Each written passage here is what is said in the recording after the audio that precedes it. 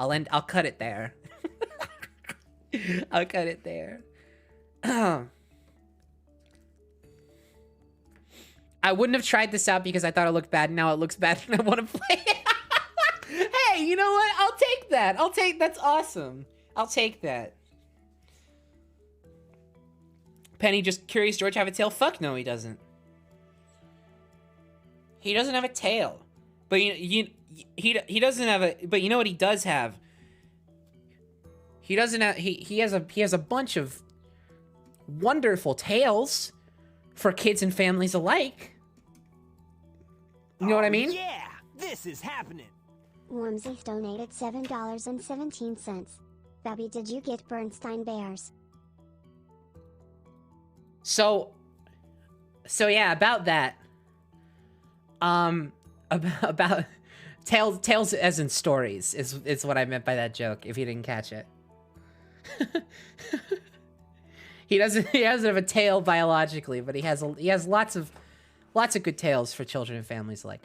So Wormsith, sorry. To address your question, I'm in a weird, like, in between state where growing up I am from the E universe. I'm from the Berenstein universe. With the caveat that even though I strictly remember it being spelled Berenstein, I always remember it being pronounced Berenstain. I kid you not. I was in a fucking, like, melded universe where it was pronounced Berenstain, but spelled with the EI. Like, I remember the theme song was, "We are the Berenstain Bears," but it was always spelled Berenstein. It's weird.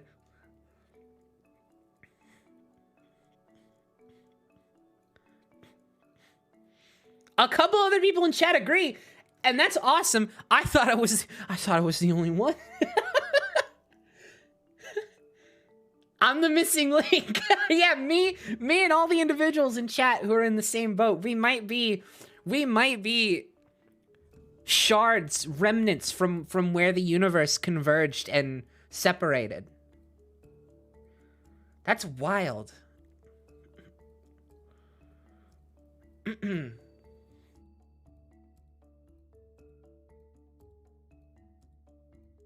I distinctly remember thinking the people on the show were pronouncing it weird and bad. Yeah, exactly. I remember being like, why is it?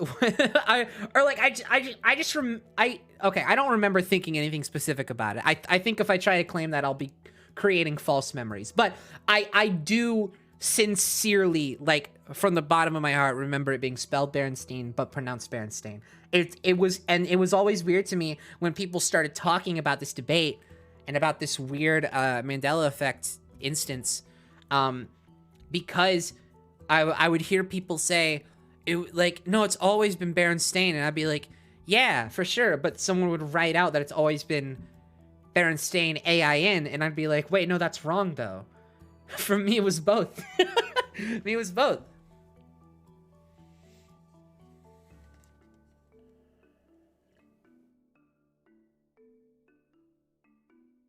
Either that or I just heard it wrong. I really don't know. They were just the Baron Bears. They were just We Bear Bears on Cartoon Network. Gordon and Waffle and Mr. Blick. When the old lady died, she left them rich. A mansion, cars, life's a kick. Berenstain Bears.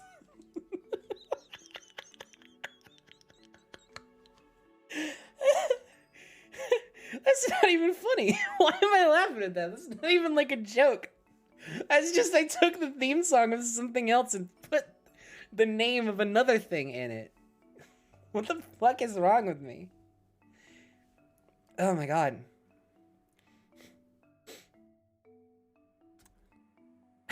Juniper, I told you earlier. I didn't play Freddy Fish 5 on stream yet, but I did a Let's Play of it a while back, like a few years ago, like a long time ago. Also, I played Freddy Fish 5 a lot as a kid.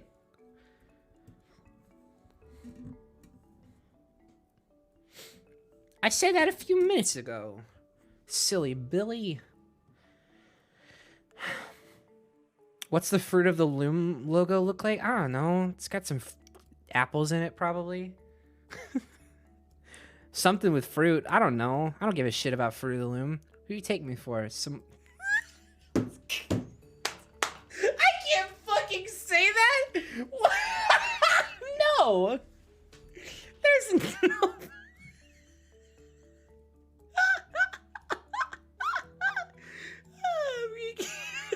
I had to get my Twitch deleted.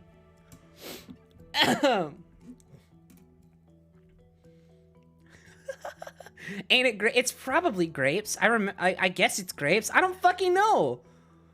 I don't care.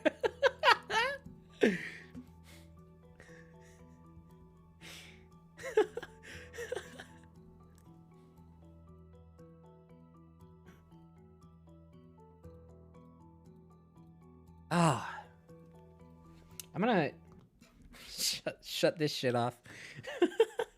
I'm just gonna hang out for a second. I need a breather. Yeah, I definitely need a breather. I'm having a good time just hanging out. I might switch to Final Fantasy in a second, or something else. Who knows? I really don't know. Again, very loosey goosey. Looks at the Fruit of the Loom and gets irrationally angry. Looks at any fruit and gets irrationally angry. Get the fuck out of here. What you don't. You associate with the likes of tomatoes, okay? I don't want anything to do with you.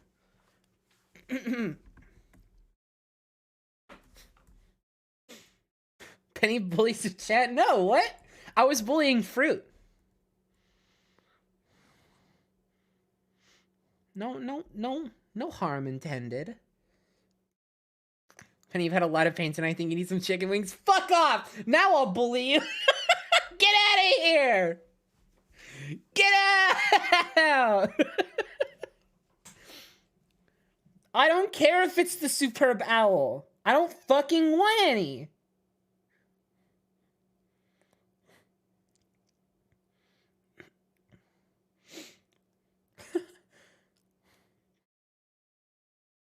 It's the halftime show right now? Awesome. I don't care, but awesome. I hope they're having a good time with their half-lives or whatever. I'll switch to just chatting while I'm just chatting, if you will.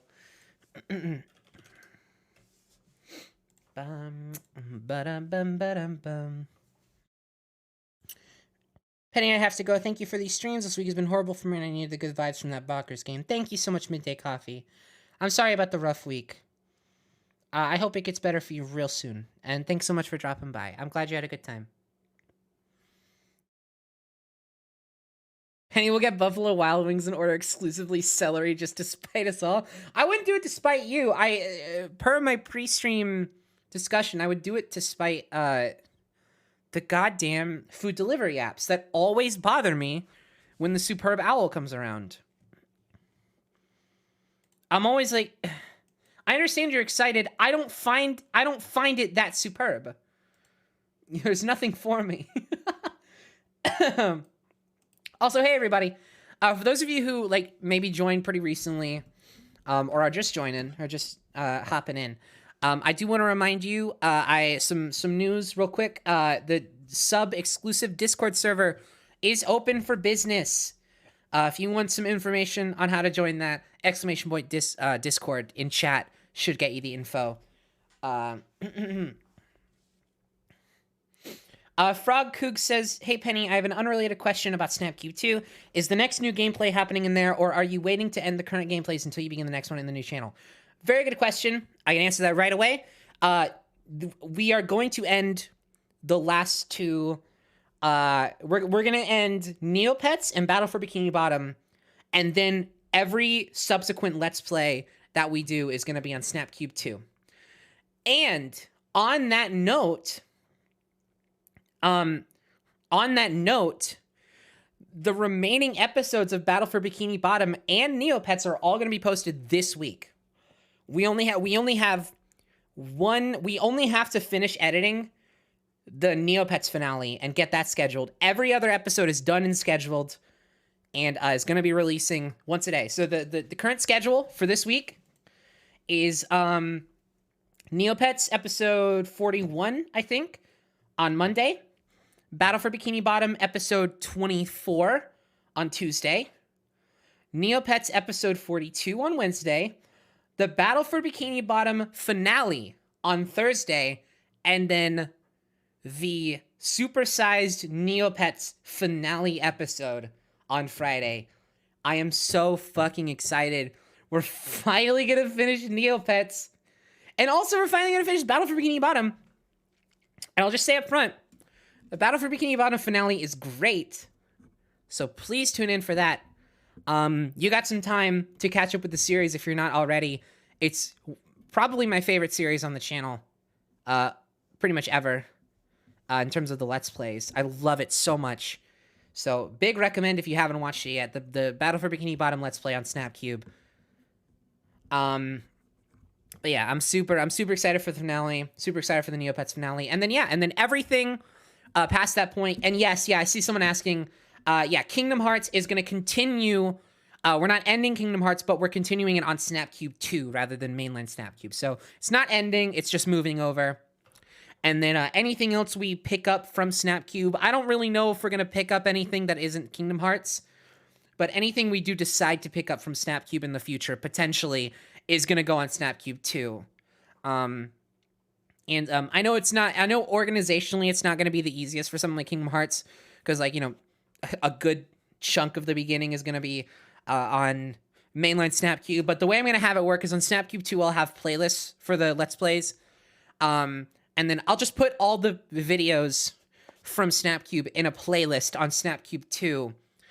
And then, you know, past a certain point, I'll keep adding to the playlist from Snapcube 2, of course. But then, you know, you'll just have a playlist with all the episodes there. If you'd like to watch from the beginning and you don't want to have to, like, manually switch between channels, hopefully that will suffice. Does that mean there's not going to be any more Over the Hedge videos? I don't know what you're talking about. I never played Over the Hedge. Someone else may have, but I didn't. No, Blank for the Blank was never designed to finish games. I'll say that much. I had one person comment recently that was like, it was like on the finale episode. I think it was on Over the Hedge. Someone commented like, how is this a finale? You didn't even finish the game. And I'm like, did you finish the video? It's like, how, like, what do you mean? It's so clear that the point of Blank for the Blank isn't the game itself past a certain point. I mean, obviously a good majority of the commentary revolves around the game, but like B-movie onwards, when you reach the ending, it's very clear it's just not gonna happen. There are different priorities with Blank for the Blank.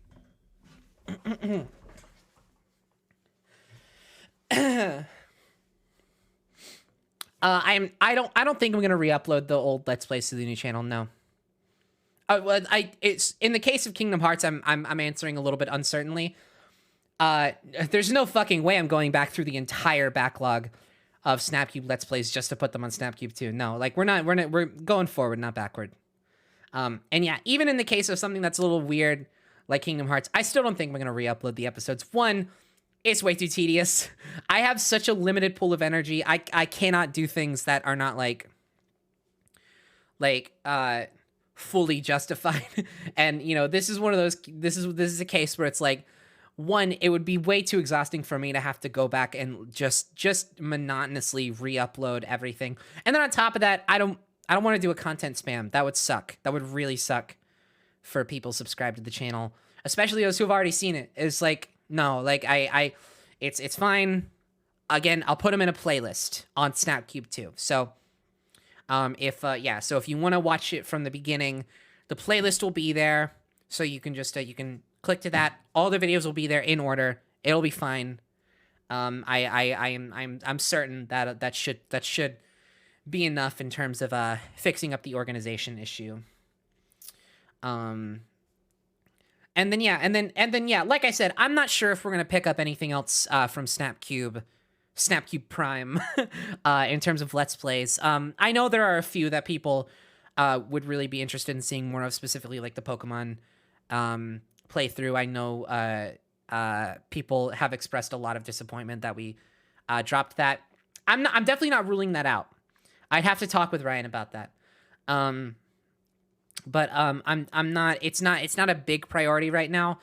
Kingdom Hearts is definitely a bigger priority, and like there are a couple things that like I've been waiting to do, like with Chase, for example.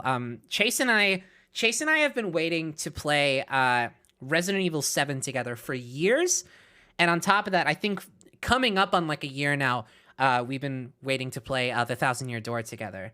So I'd rather get to shit like that, honestly, than like go back and try to pick up things from Snapcube. As unideal as it is. So yeah, and then of course there are a couple new things. Yeah, so yeah, I'm excited. I definitely can't promise a lot of frequency in terms of Let's Plays. Just specifically, I mean, the whole reason we're making this change is so that Let's Plays are a little bit more on the back burner. Not in that like they're on hiatus, but more they're just like not the main focus. The problem I'm having right now is that I like this is one of those things where it's like I know taking the leap for this is going to be really good for me in the long run. Like I know this is the right decision because I've felt like it's been such a long time coming, and it's been something I've been fighting for a long time, even though it's very clear that it's something I need to do. But the problem that I'm facing recently is that it's necessary, and I'm excited from a like it's gonna pay off eventually standpoint, but from a just like immediate feeling and like near future standpoint, I don't actually know what I'm gonna do. Like, and that's kind of the most concerning part for me, because like, you know, I feel like making a change like this implies that like I'm making space for a specific project that I want to work on. But like the problem is that aside from the dubs, I really don't know what I'm going to do. I mean, obviously I have ideas, but like most of my ideas are not very long lasting. They're very like short burst project ideas that don't really have a lot of consistency to them. And then on top of that, yeah, I don't really have a lot of ideas at all at the moment, just because I've still got like one foot in the door of like how we've been doing things.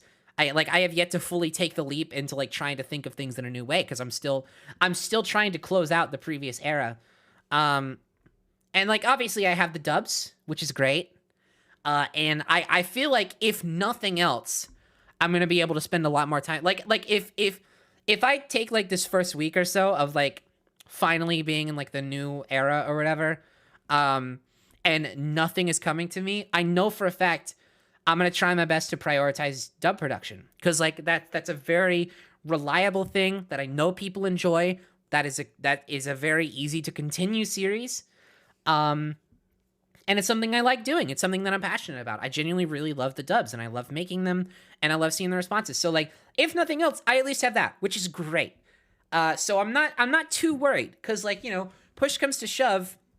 One, like I said, I already have like an ongoing, really popular series that I can put my time into, and is more creatively satisfying than the Let's Plays, but it's still like really popular.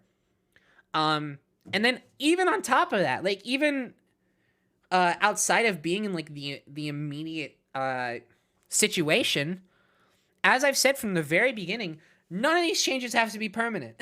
That's the best part that I always need to remind myself, is that none of this is permanent. None of it has ever had to be permanent. I'm just figuring shit out, you know? And it's all like inspired decisions. Like there's a reason I'm experimenting with different things, but they are experiments. They are like I'm trying things. I'm trying new things, and whatever doesn't work, I just gotta take that. I gotta take the L on the things that don't work. And if it gets really bad, which here's the thing, I do not ever expect I'm not ruling it out, but I don't expect to go back to the way things were. One, because I do think this is going to pay off. I have faith in that. But two, the way things were wasn't so hot either, if I'm being real. Like, Let's Plays don't support me a whole lot. They're very, very bare minimum supplementary. They really, like, I literally, like, especially, like when I brought Red on to do editing, I literally put more money into the Let's Plays than I get back. Like, I don't, like, if I went to like a Let's Play, I struggle to expect it would be, it would break even with like what I actually paid Red to edit them. They just don't make money. They really don't. They have only been passion projects from the very fucking beginning. So like, so the funny thing is, you know, I'm talking about like how it doesn't need to be permanent. I can always go back. But here's the thing is that if this new thing doesn't work out, I don't even think I'm gonna want to go back to the old way anyway. Specifically because I'd be going back to something else that didn't work, which is why I'm changing in the first place. So Let's Plays are only really profitable if you bring in absurd numbers every day. Yeah, exactly. I'm not Game Grumps. I don't have that foundational audience, you know? I literally built it from the ground up, and it's still the Let's Plays just do not do shit for me in terms of like actual like viewer retention or income or anything like that. So yeah, they've been passion projects for as long as I can remember. So putting them in a slot where it's like I don't have to be disappointed by like when these things don't do well for me financially, you know, like I don't have to be disappointed anymore. I don't have to worry about them not doing well for me financially because they're not supposed to anymore. Like they're not the things that are supporting me anymore, it makes me so excited because removing that pressure from them is going to be great for me because I love them. I love Let's Plays. I love Let's Play so much. There's such a specific kind of joy that I get when I watch a really good Let's Play that I have not yet found can be replicated anywhere else. So yeah, I'm excited to have the pressure of it gone. And it's just like when my friends and I want to play a video game together and record it, it can just go up. It can just go on Snapcube too. And it's like, cool, this is here for those who are interested. And like, best case scenario, maybe they do really well on Snapcube too. Because again, everyone who's subscribed to Snapcube 2 now is there specifically for that. It's there specifically for gameplay and commentary. And I have no plans to host anything on Snapcube 2 that would like divert attention away from that, you know? Because it's such a niche channel in intention. Whereas with Snapcube, it's like, yeah, it started as a Let's Play channel. So initially, everyone that was there for the Let's Plays.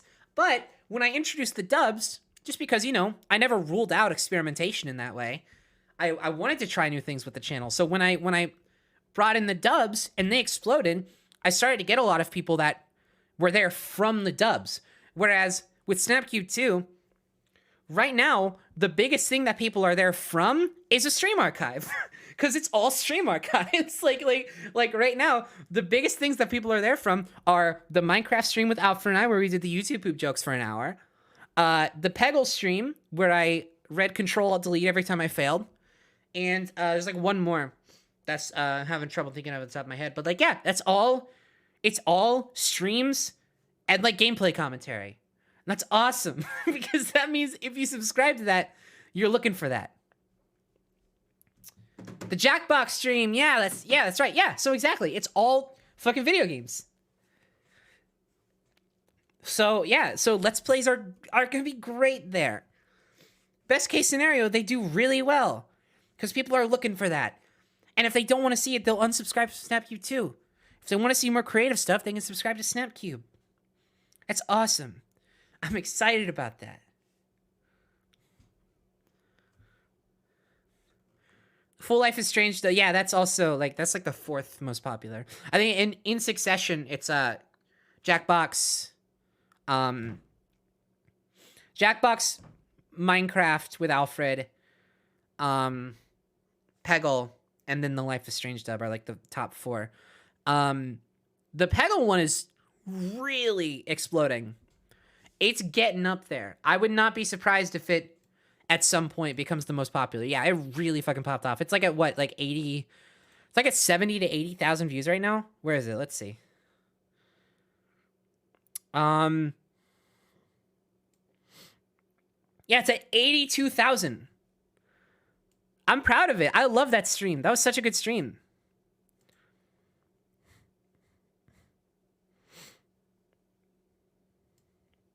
Warsmith also, yeah, Snap streams are still going to be on main Snapcube. The stream highlight series edited by Sophie. That's still going to be on main Snapcube. Anything that's like heavily edited is going to be on mainline Snapcube. So, you know, that's really, we're just moving all like very straightforward, very long form gameplay commentary to Snapcube too.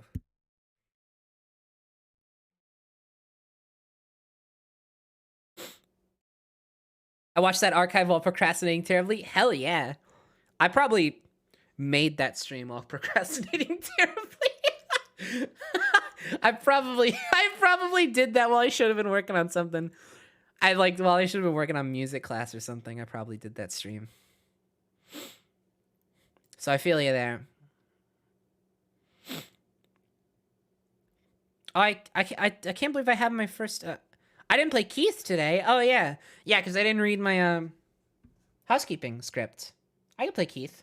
Keith. Oh, Keith didn't kill my whole fucking stream this time. Thanks, Keith. Keith decided to be a benevolent god today. I really appreciate that. Thanks, Keith. Thank you so much.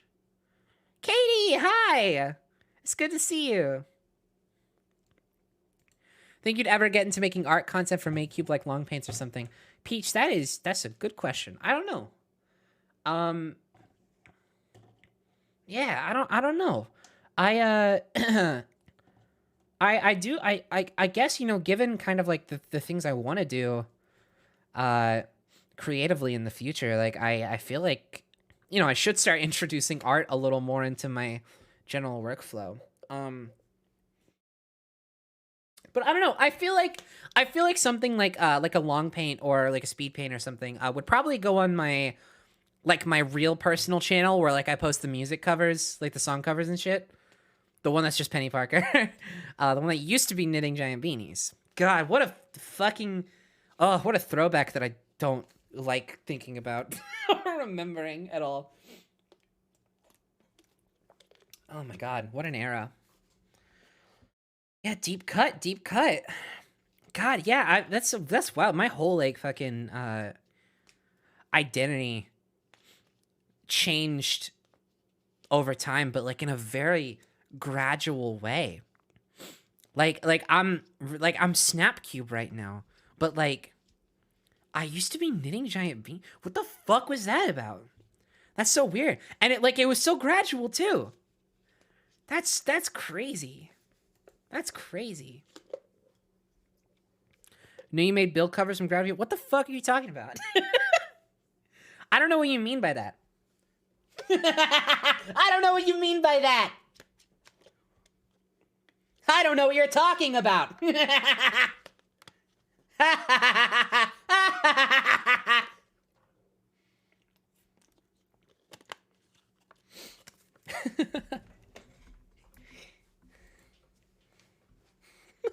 There you go.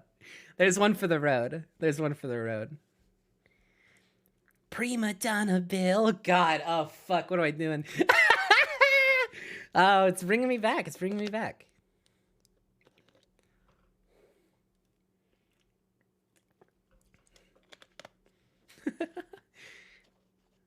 You just triggered a freaking brain blast. Yeah. Oh, wild. I both love seeing how many people like clearly have like stuck around since those days, but also like it's harrowing to me. It's so scary. Michael 2000 says Bill just shows up in a dub. Technically, he already has in the Life is Strange BT dubs, which is just a real time fan dub, by the way. I branded it as BT dubs because it wasn't like super official, like hyped or anything. But like, if you skipped on the Life is Strange BT dubs and you like real time fan, go back and watch it. It's just a real time fan dub. In case you didn't know, in case you didn't know, that's just another real time fan dub. So yeah, just like go check that one out. But yeah, Bill comes up in that one. He goes, "Here you go, Max. Have this butterfly."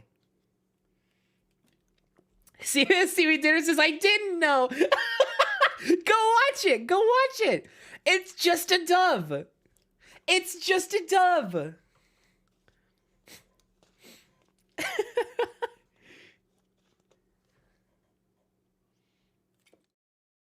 Super underrated too. Yeah, it's really good. Ryan as what's his fuck? The teacher? So good. Ryan like floors me every time we do a dub together. Cuz I always forget how good he is at doing these. I always forget how good he is at dubbing. He'll say something like he does in like the fucking Until Dawn dub. Oh. Toffee donated $5. Okay, real talk, I basically went through middle and high school watching your stuff and seeing you like become such a wonderful person and set your boundaries and make friends really helped me like keep positive and shit so tightly. So thank you, I love you is what they just abbreviate. Wow, Toffee, that's so sweet. Thank you. Yeah, I've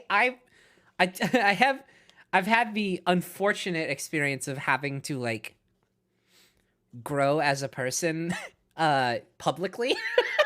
Not even like in really like overt ways, but like but essentially I just mean like I've been in at least cursorily in the public. I started developing a following when I was 16. I didn't like have like a following until much later, but I started to build the foundation of that when I was 16, which is such a shitty age to do that. Don't do that. Don't do that. I'll tell you this shit right now. Don't do that. Be a 16-year-old. Oh, just do it, okay? Just be good to yourself. You don't need it. You don't need it, and you don't fucking want it. But I had to like I mean, like as anyone else, I've had to like grow as a person and, you know, like learn how to like treat people okay and how to treat myself okay and how to like properly deal with like emotional stress or like how to properly deal with trauma or like, you know, like just like set boundaries or like respect boundaries. I've had to go through all that while simultaneously being public and like literally like discovering myself and who I am and who I want to be in front of an audience. Which I like to think I've done pretty okay. I'm okay with who I am right now. You know, like I feel like, you know, I know I'm not a perfect person. I never have been and I never will be. None of us ever will. But, you know, I like to think that I have a pretty good sense of like where I fucked up, you know, where I've improved. And, you know, so like for all intents and purposes, it's good, you know, like it's fine. But yeah, it's definitely rough. So, I guess all that to circle around, all that to say, Toffee, that means a lot. You know, like the fact that I hear from people who have followed me through that process and like reassure me that like the way they've seen it is me growing into like a better, like just more stable and more, you know, like proper person, I guess. You know, like that means a lot. That really, that's reassuring. And you know, it's never an excuse to not want to do better. You know, like I never like to allow myself to take like praise or reassurance as like a okay, everything's good forever now, you know? Like you always got to be working on yourself in some way. And that's something that I've learned the hard way for sure. But it's nice. It's nice. Thank you, Peach. Thank you. Thank you sincerely. That means a lot. Oh, I was going to say completely unrelated about Ryan. Legit, like, he's so funny. He's so fucking funny in the dubs. In the Until Dawn dub, like, I'll be sitting here watching his performance, and I'll hear him say something like, that's your fault. Like, he'll say something like, quote, that's your fault for playing Xbox, my absolute flavors of dude. Unquote. And I lose it. Like, what the, like, how do you fucking do that? how do you do that? Cause like that sounds written, you know, like that is written dialogue, and it just comes out of him. It just comes out of him when we're doing these dubs, and I'm like, how? The password is eat my asshole. And my social security is 69. I still lose my shit about that. I still lose my shit over that.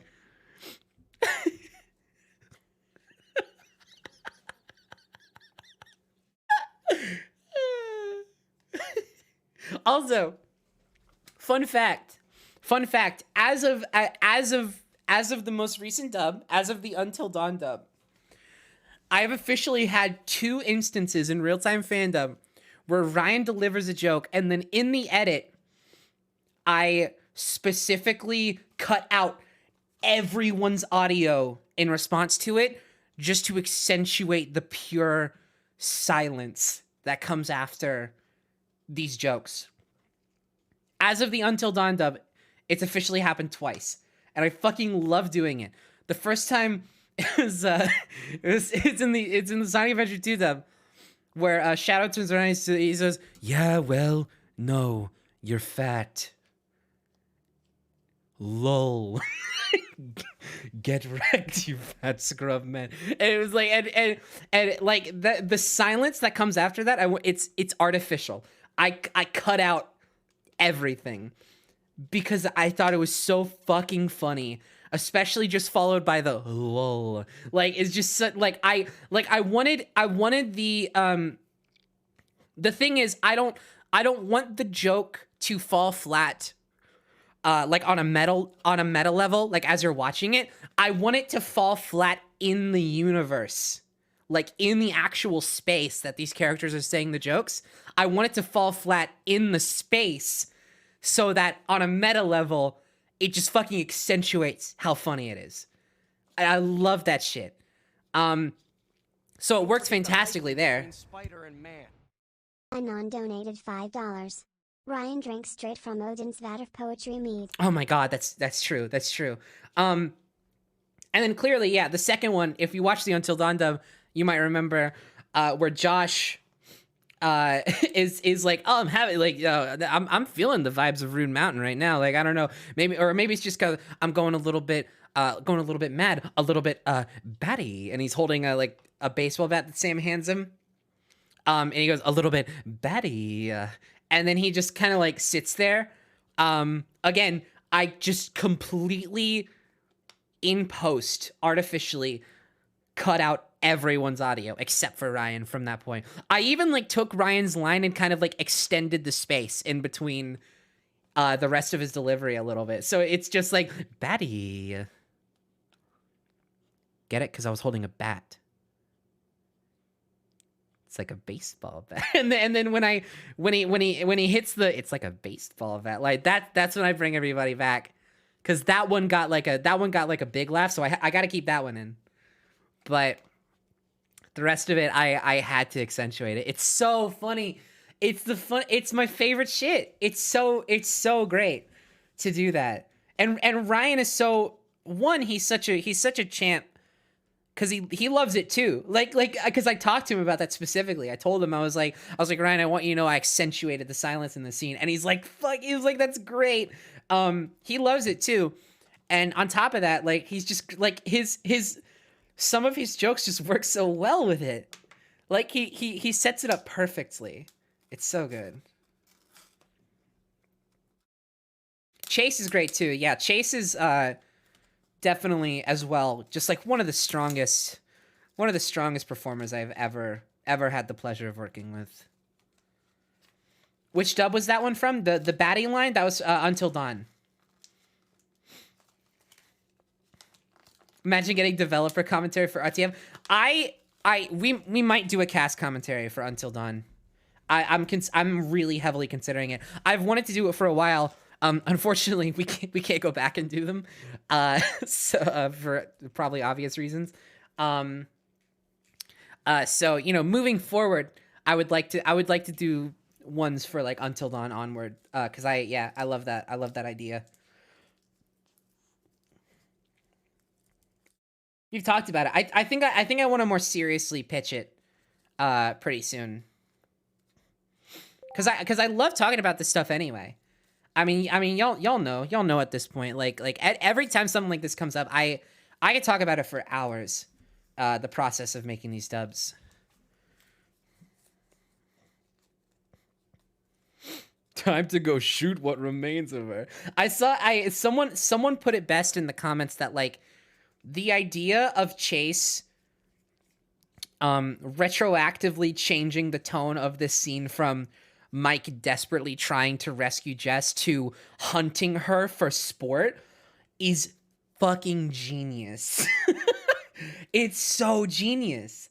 It's so good. It is hilarious. It is so like it's oh my god, it's unreal.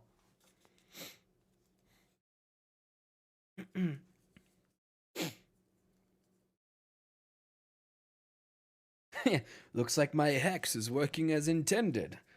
Time to go shoot what remains of her. Yeah, that the have fun getting hexed idiot bit slayed everybody. Also, yeah, Holly, of course, standout performance. What a fantastic first impression for a dub, honestly. Like truly. I'm like, you know, I obviously Holly in and of herself is fucking fantastic, and like that role would not have been nearly as good if she wasn't just like incredible. But I also am a little proud of myself because when it came to the subject of who do I cast as the Doctor, like even before I was frequently working with Holly, one of my first thoughts was like, oh, Holly though. like I should ask Holly if she wants me in it. This was before I was already considering casting for Until Dawn before I was working with her frequently, like I said. The only point where I had like really sat down and like did like a performance with her was in Sophie's Fun Employed stream that we did together. That she was there for.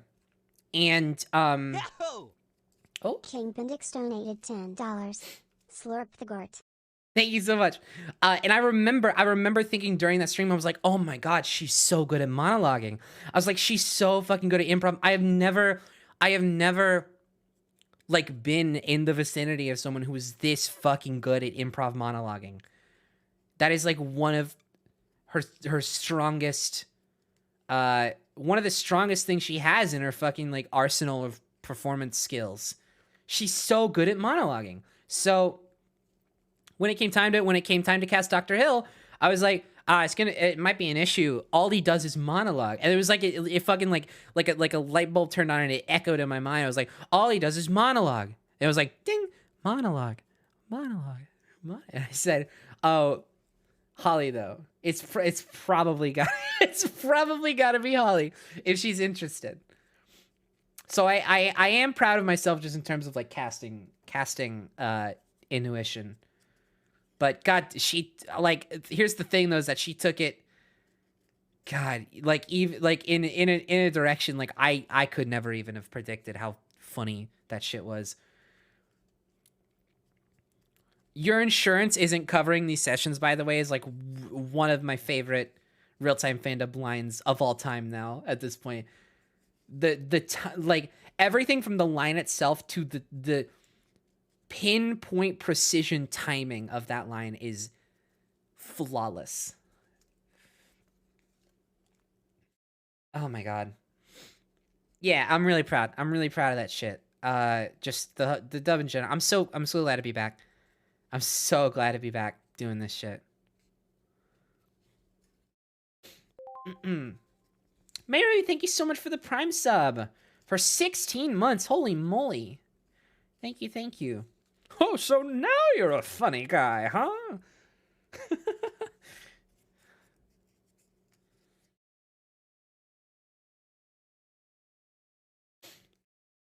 This is also this is one of the first times I went into a dub with a very specific like character motivation, and I think I'm gonna try to do that from now on, because like it helped me. It definitely helped me a lot. There are still some bits of my like performance that I really want to work on. Um, I feel like I have an issue of like trying to introduce more ideas than I come back to. I really feel like it's a weak point for me. I also feel like I rely too heavily on asking my scene partners questions. That's like a really big performance tick for me, is I'll ask questions. And yeah, it's in the interest of building something, but I often feel like it comes across as me trying to like not contribute anything. Which I'm sure this is something that literally only I ever think about or worry about. But yeah, but in this case, I came in with the idea of like, oh, I'm gonna my character is gonna be a podcaster and wants to record a podcast. That's literally it. I like that. That was what I came in with, and then Chase introducing Markiplier was fucking perfect, because then it was like, oh, it's a podcast and like they're gonna be together, so it's like a podcast with a Markiplier guest star, which is not at all anything I was expecting to do. Um, and that was really good. Yeah, so that ended up working out great. Because that like just two, we didn't communicate about our ideas whatsoever. Like we didn't in the slightest. It was just Chase had his idea for Markiplier, I had my idea for podcasting, and they just fucking came together in that way. That's awesome. I love that about improv.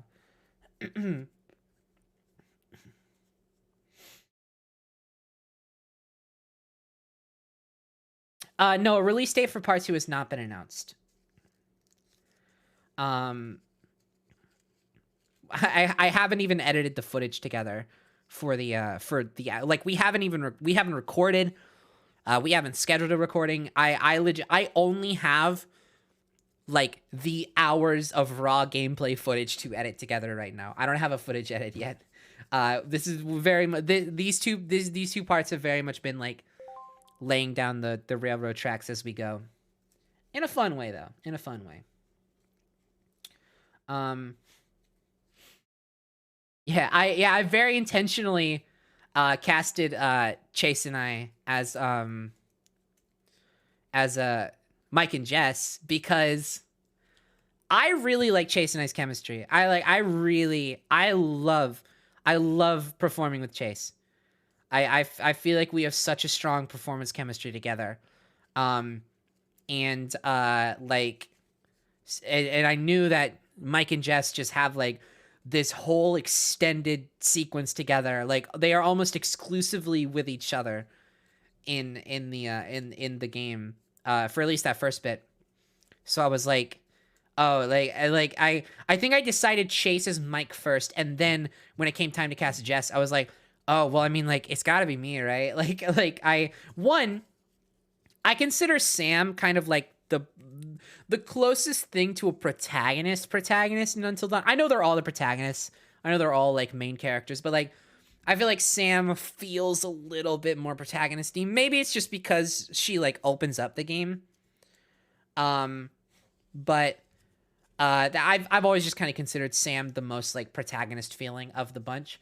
And I consider casting myself as Sam, but I have very intentionally tried to at least very briefly or at least like just whenever I'm intentionally refraining from casting myself as protagonists as much as I have in the past. Not even that like not even that it worked out that way because like I was intentionally trying to cast myself as the protagonist.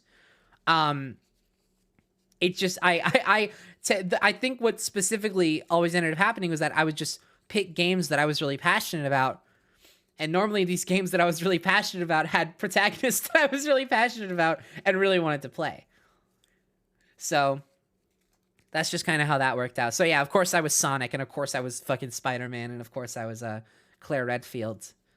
But then but for other things, I'm definitely trying to swap out that role a little bit more steadily. Also, yeah, Psychonauts dub is shelved. I was working on it, and I lost the passion for it like really early on. And also it was like surprisingly difficult to cast. I was having a really rough time trying to cast that one. So those two things together, like I was having trouble casting it, and I just wasn't feeling it at a certain point. So those two things together, yeah, we're not gonna do it.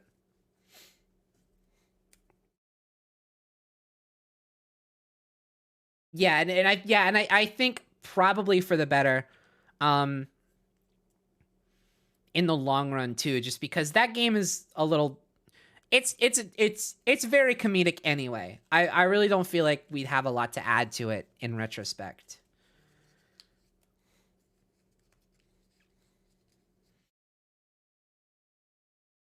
That's why like recently I've been doing a lot of like I mean like the last two non-Sonic dubs have been like horror game dubs. Um because I think the juxtaposition of the dub format with a more seriously toned game is like perfect. One, because generally games with those tones tend to have a lot of like deliberately and like more realistically paced conversations, which is a lot better for improv. Um, because it actually gives people space to build their ideas. Um, and on top of that, one, the juxtaposition is great. It's really funny to take this game, this like dark and dingy game, and make it fucking silly and goofy. I love juxtapositions. Juxtapositions are some of my favorite shit. Um, and then on top of that, it's just like we have something to add to it. You know, uh, I feel like yeah,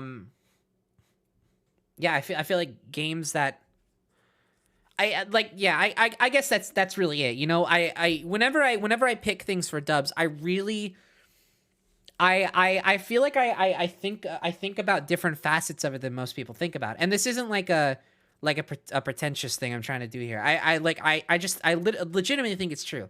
I have really different priorities when it comes to picking games, because a lot of people, when they suggest games, they just suggest games they like, which is fair. And like that's totally fair. That's like a really really fair thing to do. I've talked about this before.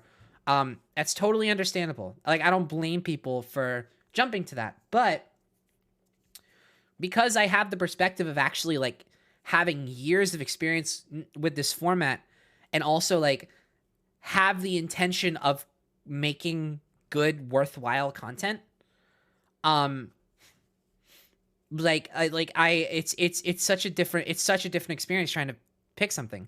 Because like for example, tried and true example I always come back to, Subspace Emissary. I get requests for Subspace Emissary like at least once a week. I swear at this point. Like once a week to once a month. I get it constantly. People always ask, could you do Subspace Emissary? And I do not think we are ever going to do Subspace Emissary. I've adamantly refused in the past. No, in case you don't know, Subspace Emissary is the Smash Brothers Brawl story mode. It has a lot of really cool cutscenes with a lot of like really cool crossover characters. It's awesome. It's awesome. A lot of problems though. There's a lot of problems with the idea of dubbing Subspace Emissary. One, as people in chat are already already pointing out, and this is my go-to justification for it. There are a couple other ones, but this is my go-to one. Yes, y'all are absolutely correct. There's no fucking dialogue in Subspace Emissary. There's nothing to dub. If we were to dub Subspace Emissary, we would just be commentating it. It would not be a dub. It would be a commentary. It would be a joke commentary. It would be a jokey improv audio description of Subspace Emissary, which is not the format. There's no space to act in the scenes as the characters in the same way because they don't talk. Subspace Emissary is a silent film. It is designed, paced, shot, and structured to be a silent film.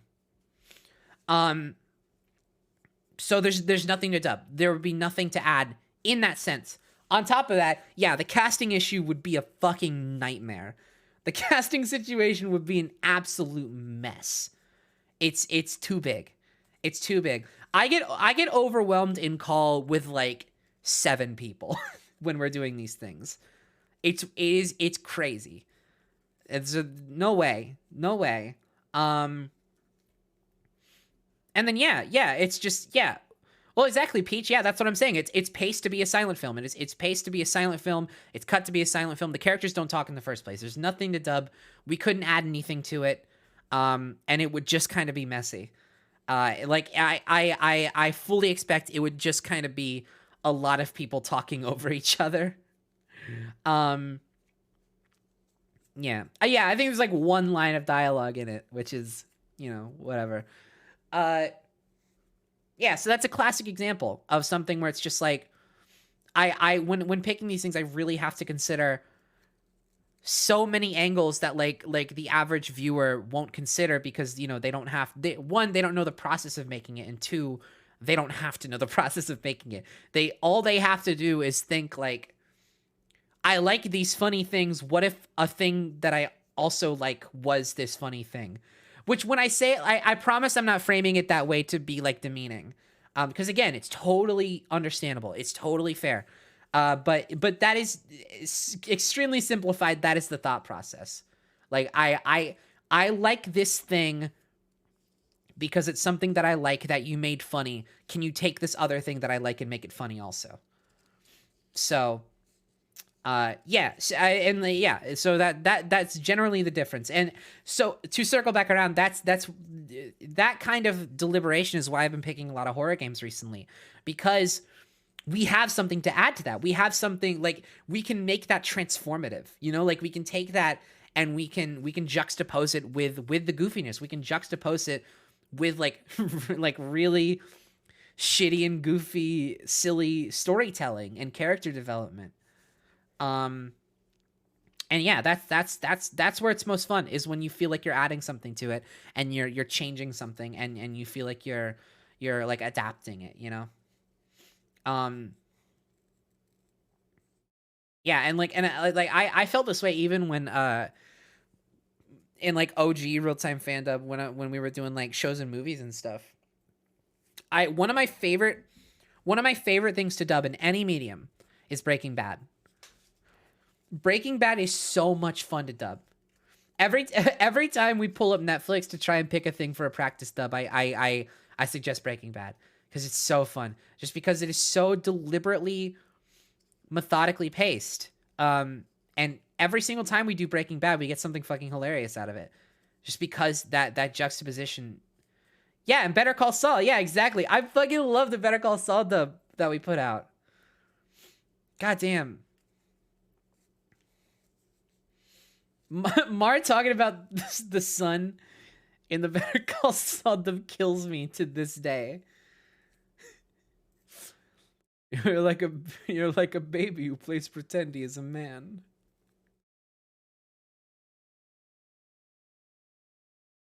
Ah, man.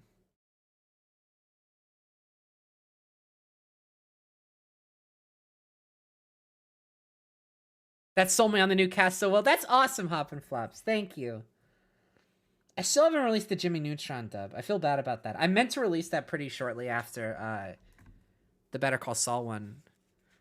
I got way too distracted. Yeah, I literally was just about to sleep forever. Yeah, I just talked about that.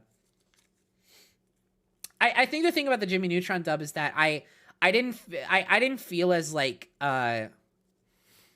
I didn't feel the immense like anticipation to post it because the Better Call Saul dub is so strong. I think like all the way through. I'm like really proud of like the entirety of that dub. Whereas the Jimmy dub, it started off so funny. The Jimmy dub has some fucking great moments for sure. This is not me saying it doesn't or that's not good, but like partway through the Jimmy dub, like it was the last dub of the night. We had done like 2 other things before then. We had been streaming for like 2.5 hours at least. So like partway through, you can really tell everyone just started losing so much steam because that was like a marathon night. And then especially when you reach the climax, it was like the climax of Jimmy Neutron dub was really rough. Yeah, is it like not only was it a whole ass movie in and of itself, which can be pretty tough to dub anyway, but like we had done 2 things before that even. Oh yeah, because we did Better Call Saul, which is like 45 minute episodes on average. Then we did Scooby-Doo Mystery Incorporated, which is like a 20-minute episode. So that in and of itself was like an hour, and that's not even counting the probably like a cumulative like hour and a half of like trying to pick these things. So God, I mean, by the time we got like halfway through Jimmy Neutron, we were already like what like. I mean, I guess I could always check. I could go back and watch the archive and like check in specifics, but God, we haven't been. I don't know why. I think it's because we really wanted to do Jimmy. We were excited about it, but I don't know why we decided to do a whole ass movie at the end there. Everyone was down for it, which is fine. But yeah, that was a long stream. So anyway, yeah. So Jimmy Neutron started off strong. And the beginning, that's the problem, right? Is that I want to post it because of the beginning of it, but I don't know if it's worth posting because of just like the entire back half of it, which still had good bits for sure. It still had good bits, but like the energy just kind of tanks at a certain point. Hi, Simple Starlight. We're not necessarily wrapping up right now. I've intended to switch to another game for the past like hour, but I've just been talking with everybody. We've just been having a chat. It's been fun.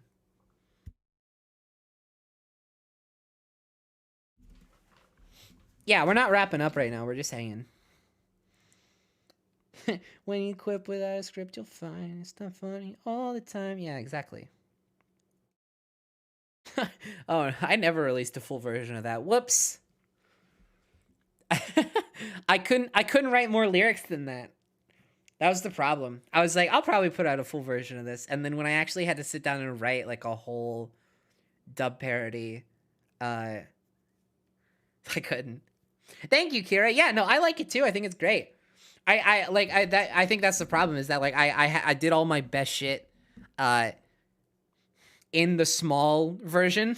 So when it came time to try to write a full lyrics sheet, I was like, it's not, I can't, no, I all the good stuff is already there.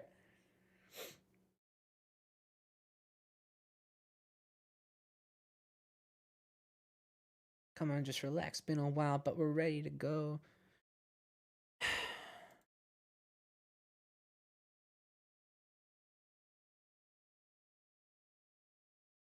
Oh my god, wait, I actually kind of forgot how it starts. Oh, wait, I was like, come on, just relax. Been a while, but we're ready to go because now the fan dub is started and we're ready to show. We got the good bits popping in on microphones.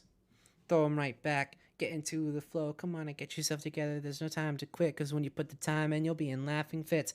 Here comes a running gag in this dub. Laura's Nick. So if you want to get hit, best bring the bits.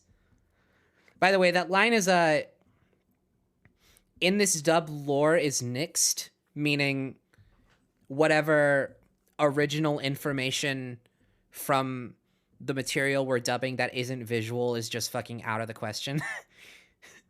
Just think, I've seen a couple people be confused about like what that line is, or like even if they know what it is, what it means. So that's the explanation. And this dub lore is Nick. So if you want to get it, just bring the bits.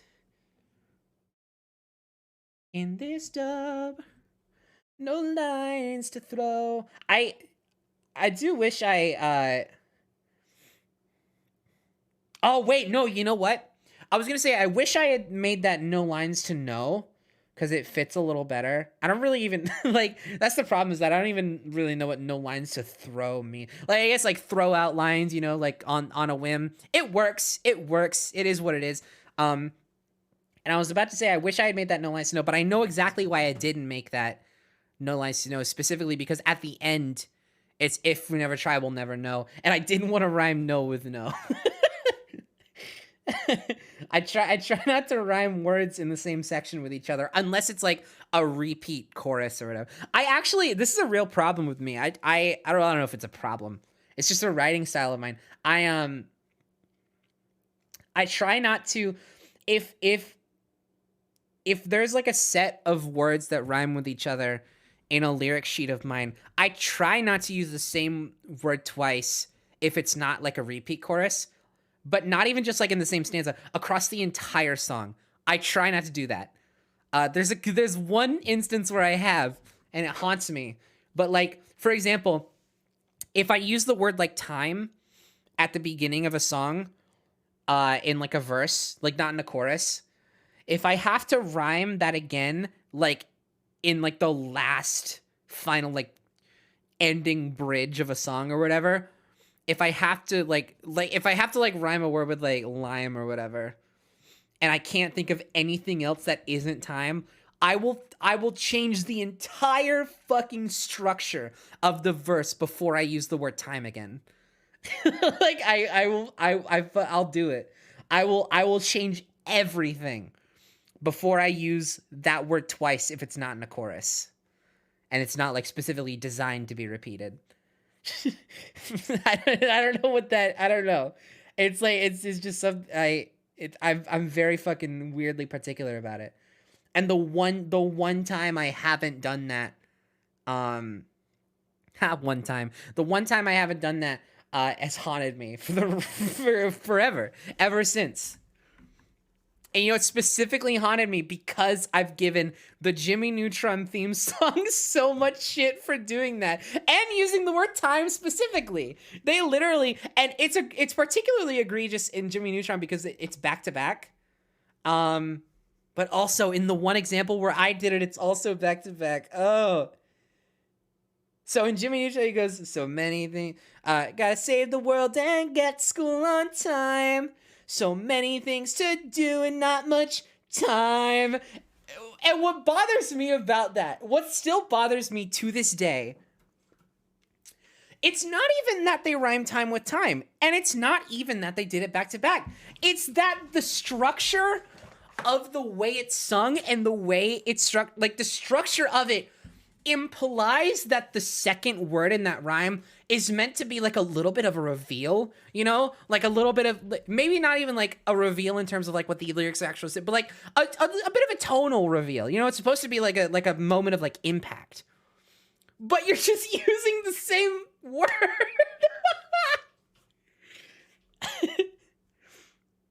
It's like, it feels like it's supposed to be like impactful, but it's just, you're not introducing any new information. It feels like that's supposed to be like kind of climactic. Whereas, yeah, so the one time I did this was in Good Morning from Go Child, part of the Go Child project. I at a certain point I go, truly do I need to fear? I guess not. I have to make the best of everything. Being asleep is not. And I'm like, and here's the worst part. I didn't even realize it. I don't think I realized it until I think I was listening back to it on the premiere of the album, and I was like, fuck. I did not with not. No. Whatever, you know. But other than that, I really try not to do that. So when it came to do the His World lyrics, it was like, yeah, in this dub, no lines to throw. Because I initially wanted to make it no, but I knew I was going to use the word no later because it works so much better in the second half. So I was like, I'll have to compromise this first one. So throw, it's whatever. In this dub, never stop or slow. And then, yeah, best line in the whole song. When you quit without a script, you'll find it's not funny all the time, but if we never try, we'll never know. What I like about that line, why I'm so particularly proud of that line, is that I think it is better structured than the original song's part. I think it is a better structured and better feeling and sounding line than the original line for that bit. And I love that song. Don't get me wrong. That song fucking goes. And that part specifically fucking goes. But specifically the quip without a script rhyme structure, it's such a little thing to put in there. But it feels so good in that spot. Cuz originally it's just when you leap without a net, you'll find it's not I was literally gonna sing It's Not Funny. When you leap without a net, you'll find it won't be there all the time. So watch your step now, watch your step, don't fall. And that's good. Like, that's a good song. That's great. But I really like the when you quip without a script, you'll find. So I don't know, just having that little bit of extra rhyme in there. In like a very like non kind of specific place too, because it's not like it comes back. But even just having it there, I really like that. I don't know. I've always liked that. I've always liked how that felt to sing and write a little bit better. Anyway, not to fucking, I'm literally just fucking tooting my own horn right now. I like it. I'm proud of that. Just say what pops in your head. Watch yourself, don't wait around. Watch yourself, don't wait around. Just say what pops in your head. Let go. It's the whole mission statement. No, it's no lines to throw because it has to rhyme with slow and no. I'm trying to maybe what else could I have done? It's so in this dub, no lines to throw. In this dub, never stop or slow. When you quit without script, it's not funny. That's fine. If we never try, we'll never know.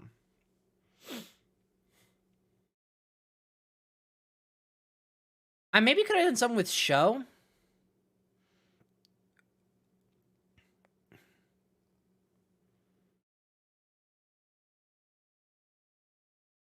I think I used show earlier though. which is gonna be a problem. All of the most obvious lines I already used earlier in the song.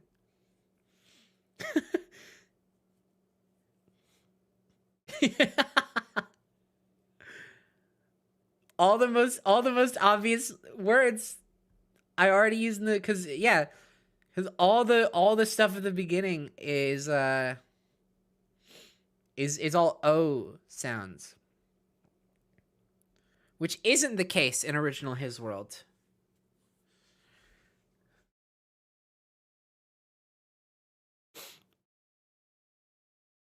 God, His World is such a good song.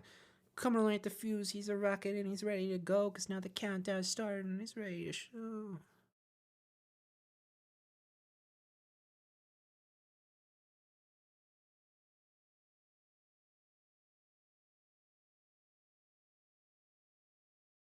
It said kicking ass. I thought that was so scandalous as a kid. I was like, Sonic the Hedgehog said an ass song? Oh no. Oh no. I just thought it was so and then in the in-game version, They claim that they're saying he can act fast, which is like, fucking pick one. One, that's not nearly as good as kicking ass fast. And two, are you really saying that? Or are you just trying to hide your dirty little secrets?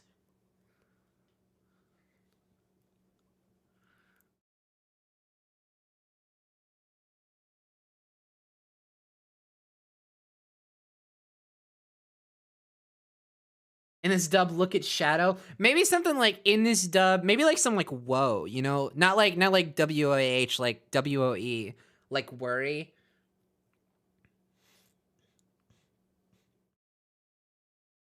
Maybe like in this dub, shake off your woes or something like that. It's a little cheesy, but it might actually feel a little better.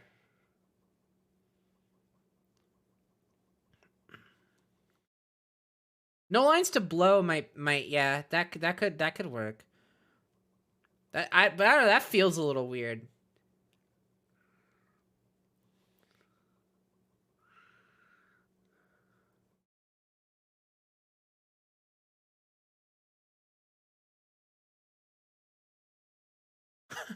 I like how chat and I are like actually workshopping this right now, as if like it's like imminently gonna have to change.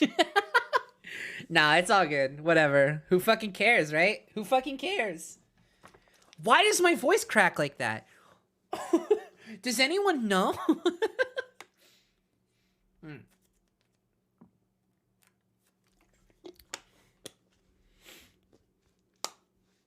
Yeah, I already used flow. Yeah. Get into the flow is a line earlier. I'm telling you, I thought of everything. uh hey, I'm not gonna end the stream yet. I'm having a good time. I do want to play another video game though. So I'm gonna go to my break screen really quick. I'm just gonna step away, just to stretch my legs. I'm gonna come back and I might throw on Final Fantasy 14. Cause yeah, I'm trying to get back into that. I got some shit to do. Cool. Okay. All right. BRB, everybody.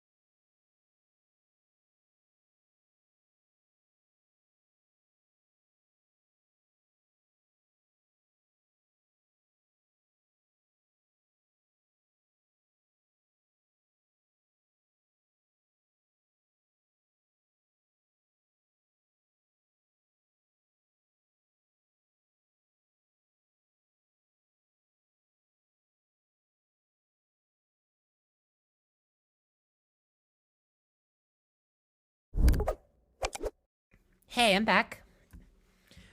Oh, how's it going, everybody? Let's. It is time to wind down. You know.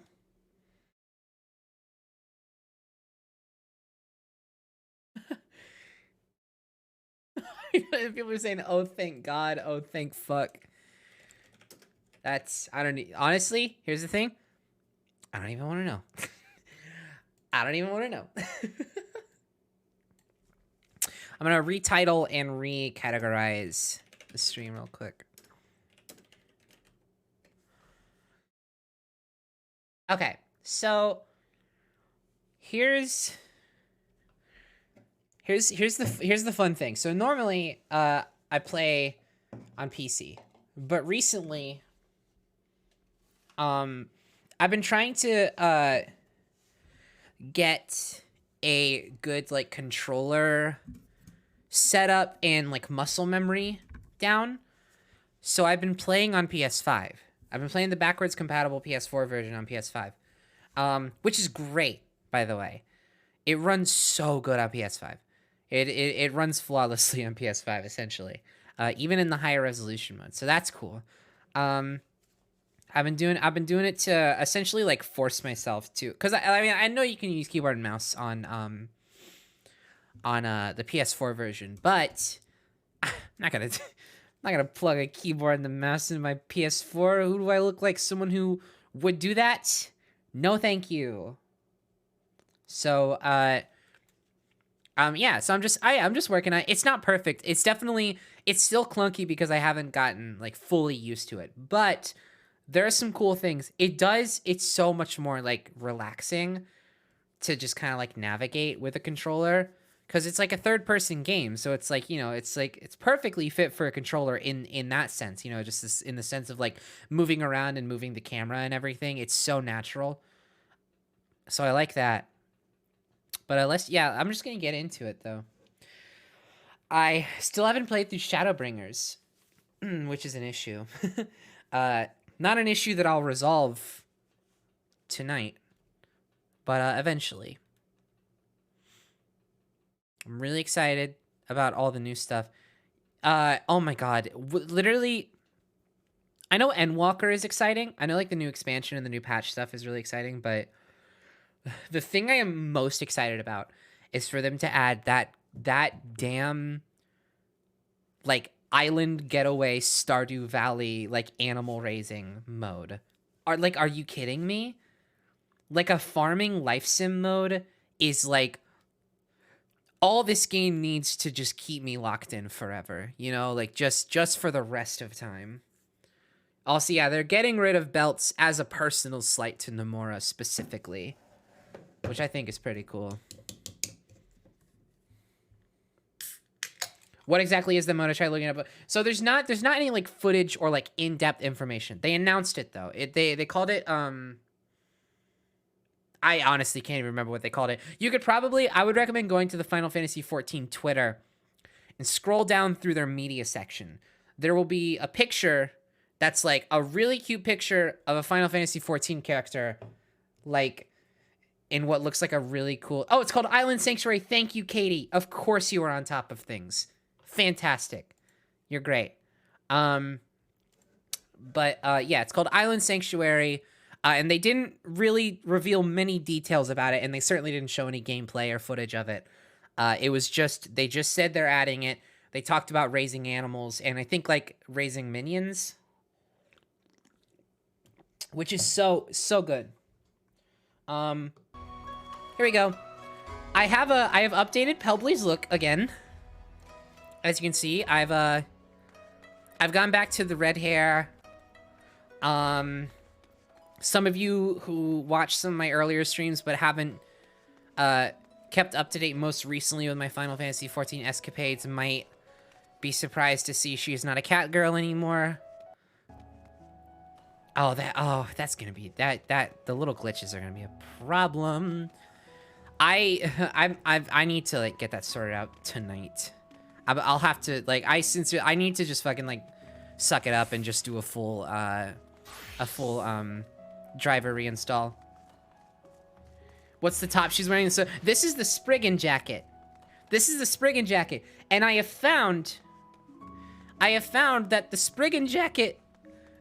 There it is with the voice crack again. That one was really cute. Can I not to not to stroke my own ego, but that one was adorable. His freaking jacket.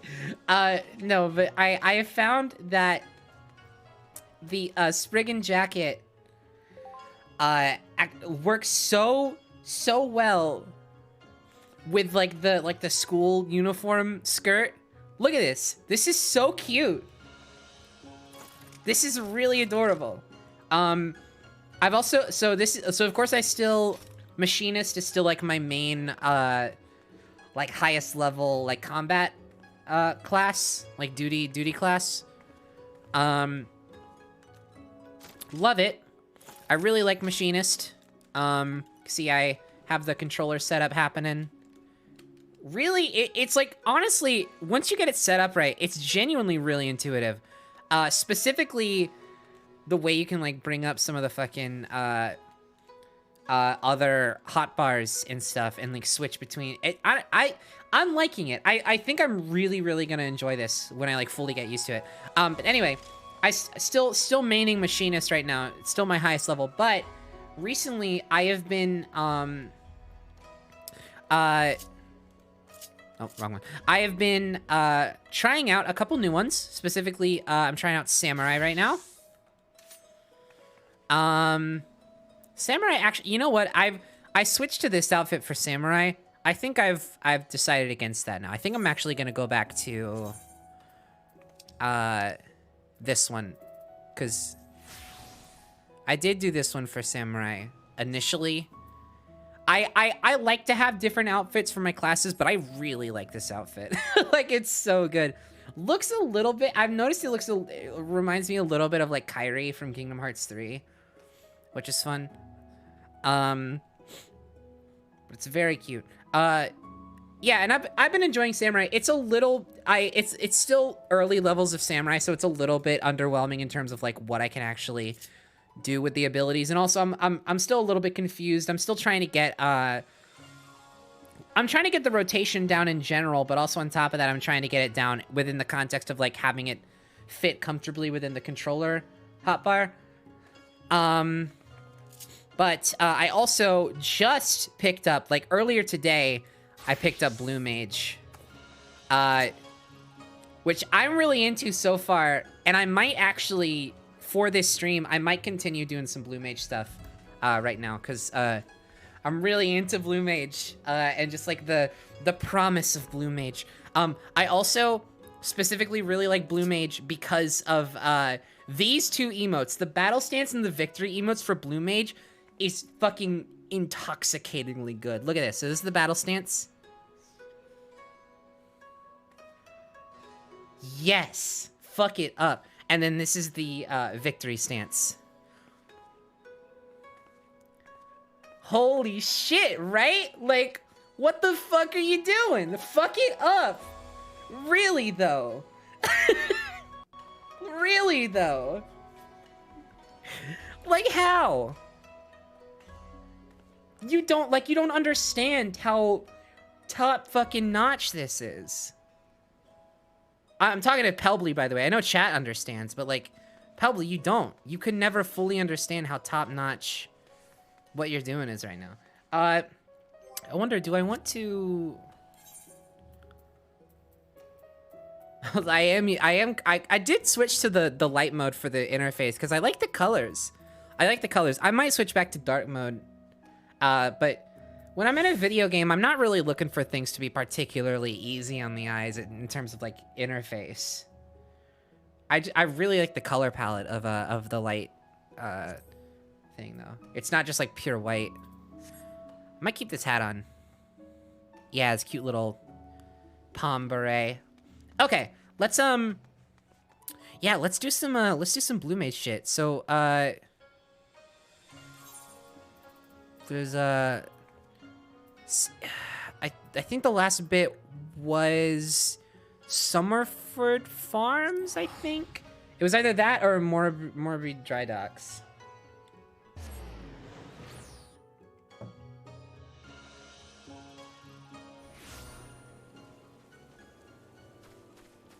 Penny, how does one sort their inventory because mine is constantly overflowing? I'm not the best at inventory sorting. I will say. But, I mean, it helps to have retainers. Get yourself a couple retainers for sure. First thing.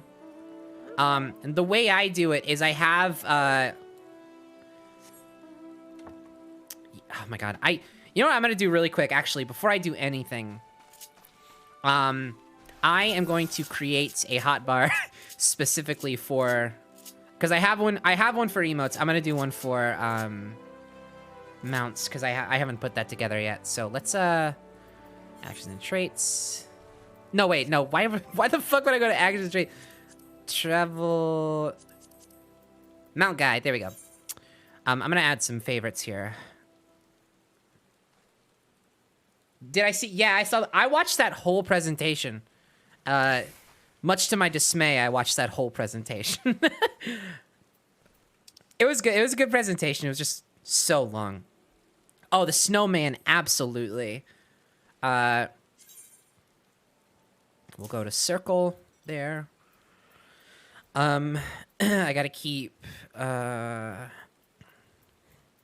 witch's broom.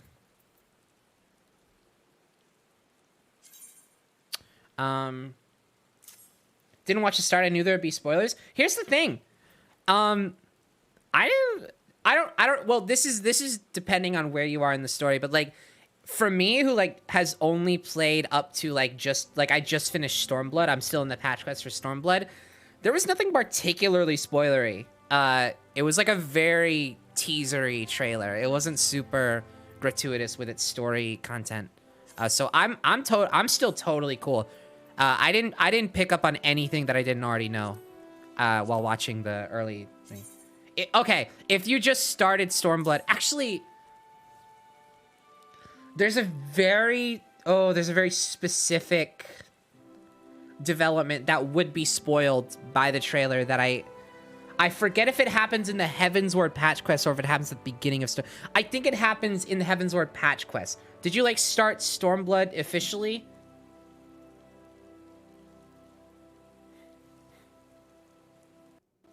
Okay. So you probably have already been introduced to Alizé, right? Like reintroduced. Because that's the only thing I could like even think could... Yeah, okay. Then, I don't know. I would say you might... I don't know. You know what? I'm not even going to say you might be good because ultimately that's up to you. If you want to play it safe, highly recommend, obviously. You know, that's your call. I personally didn't find it too bad. The trailer was cool. I didn't see anything particularly worrying, but maybe I just wasn't paying attention. Who knows? Who knows? Watch at your own discretion, I guess, is the lesson that we all need to take away from this. I don't have like very many mounts that I'm like super fucking attached to. That I would like absolutely have to have on this hotbar. It's like I can be a little bit overzealous with adding these. That snowman mount is the best. I'll show you all that in a second. It's so good.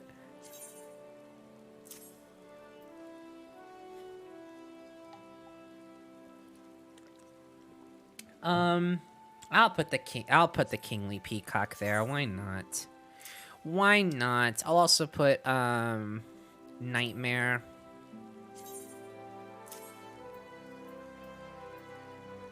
Boreas I'll add. I'll just have horse gang around, you know.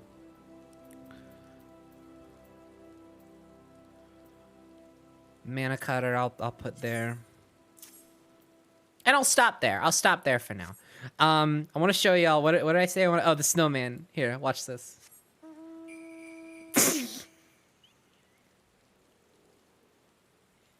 And then when you walk, look at me. I'm a bouncy little snowman guy. If you slow walk, you just stay this way forever. Flying is great. I fucking love this snowman mount. Yes! Hell yeah. Alright. Things are as they should be. Let's go look for... It's like near the water. Oh god, I should have picked up that You know what? It may have been the docks. It may have been the docks. Me when I'm thinking about where my life went wrong after a rabid group of haters attacked my abode.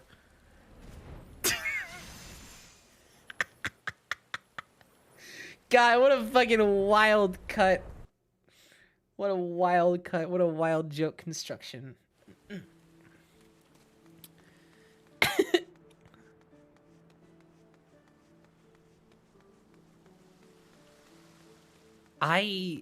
No, I'm not. I'm confused. Oh, okay, hold on. I got it. Okay, what about the ducks? It may have been the ducks. Like DOX, you know? That was the bit.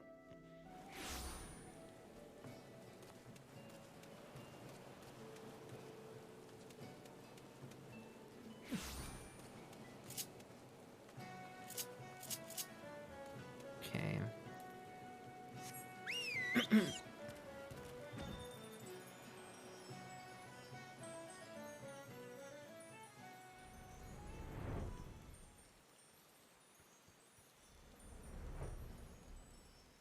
Should I buy into the game before I have a character at level 60 I'm liking a lot, but I don't want to pay so much just for social features? I would say if you're not completely sold, like if you think there's even a chance you might not want to pay into the whole thing, wait until you run out of expansion content on the trial. And yeah, if you have friends who you'd like to party up with who play the game, if they have paid accounts, they can add you. You can accept friend requests. You just can't like send them. So you know, do with that what you will. Okay. Let's talk to Martine. Martin's freedom hangs in the balance, and only you can prove his innocence. So quick catch up for the introductory quest here. Essentially, the Blue Mage introductory quest is that there's like a guard in the city who's like, hey, we've had reports of this really shady dude selling like supposed soul gems for like a job, like a type of mage and a type of magic that doesn't fucking exist. He's talking about like blue magic. And so you like go to one of his demonstrations and he demonstrates everything, and you later learn that like he's kind of like putting on a show, but you're like, oh, the product is actually real and the type of magic is real. And he's like, here, why don't you have like some of my equipment for free so you can be a fucking like disciple of how I'm actually not like selling like shitty product here, and like it actually works, despite my theatrics. So yeah, whatever. Suppose you'd better show this yellow jacket that getting smacked about by a mad kraken wasn't a waste of time after all. Just take aim at Latulja and fire off a water cannon. I get to hit somebody? So what the fuck? No! If anyone knows how a proper blast feels, it's him. Gods know he's been on the receiving end enough times. This is the only way. As the Mandalorian once said, give me the child. Haha, get it? It was a redirection. Haha, painful yet refreshing. Refreshing yet painful. Telling the truth, wasn't I? I don't want to read this. Is that cool? Is that cool with everybody?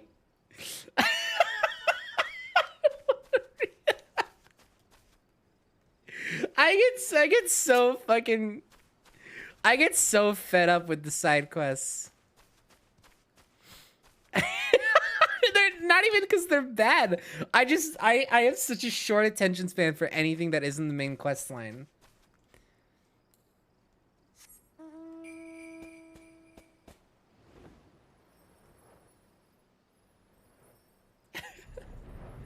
Okay. Wait. What? Oh, an Olda. So I go to journal. Just go to, yeah. Up. Where is this? This is at the Weaver's Guild. Okay.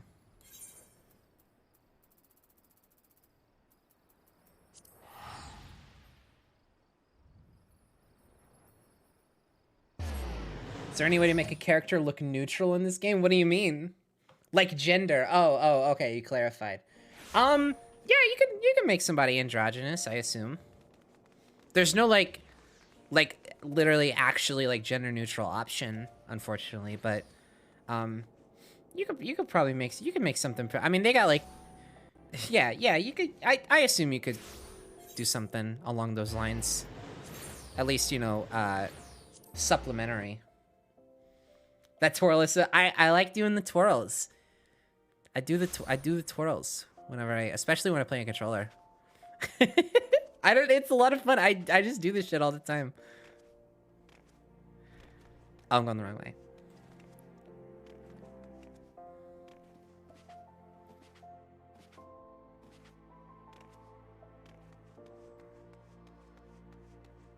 One really fun thing about playing on controller is that you can bind the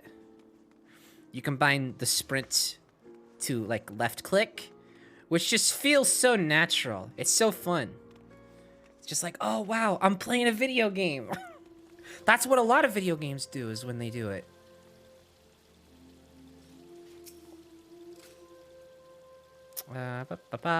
Yeah, sure. Who the fuck is this? I probably should have watched the cutscene. Oh well. On my own time, I guess. Whatever. I'm sorry if you're into this quest line, but whatever. Okay, what do I need to... I need to be... level 10? Holy shit! With only water cannon?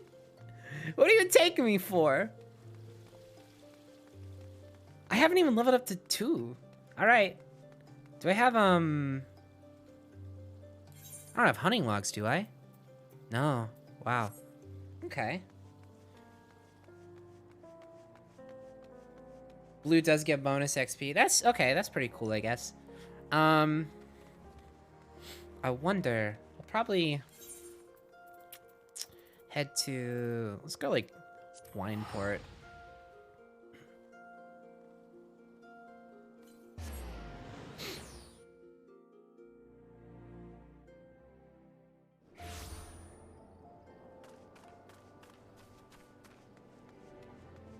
What's this?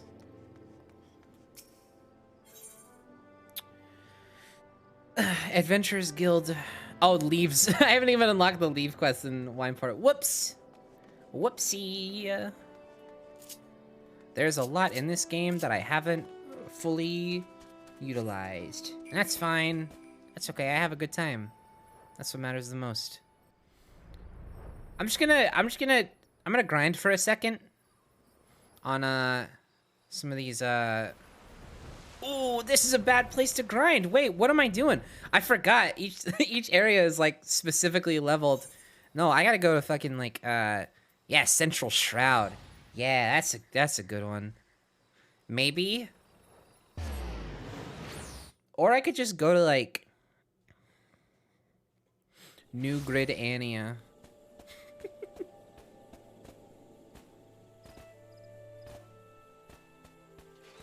What are the levels like here?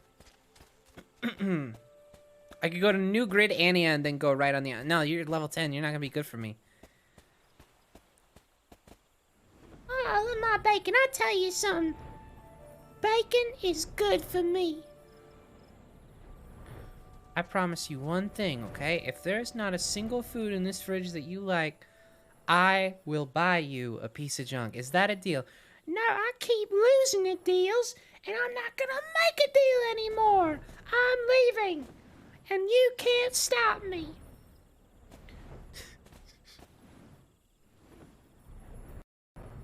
She thinks she can stop me, but she can't run in those little high heels. I mean, get the nigger down here.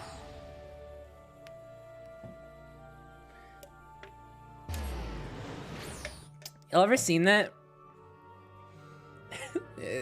King Curtis kid from Wife Swap? That's the name I haven't heard in forever.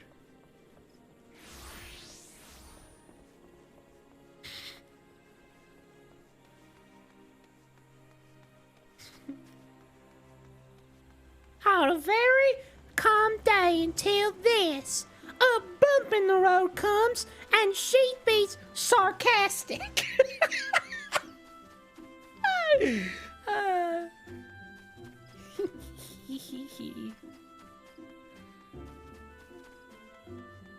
I'm trying to think like an early level. Oh, I couldn't go through here at early level. Oh wait, it was the other way. It was the other way.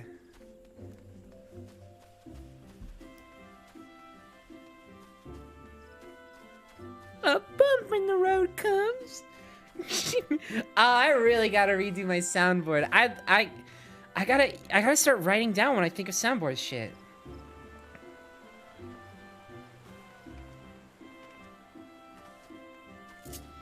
Penny memorizes the weirdest shit. I promise it's not intentional. A lot of things just fucking stick with me. I have a really bad memory except for with like pointless shit. Cause the problem is that I care a lot about a lot of pointless shit. I care so viciously about a lot of things that just really don't fucking matter at all. And so it sticks with me. It burns itself into my mind. But like really simple, like actually important things just really... I have a rough time. Before I do anything, I would like to drink water.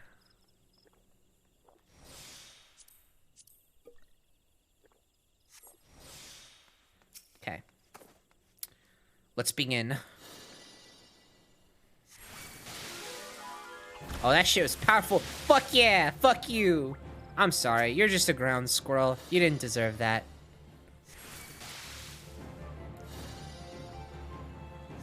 Wow, it's literally wild how early game has you fighting, like, actual squirrels and ladybugs and shit. And then, like, you're fighting, like, actual gods later. I guess that's the MMO experience.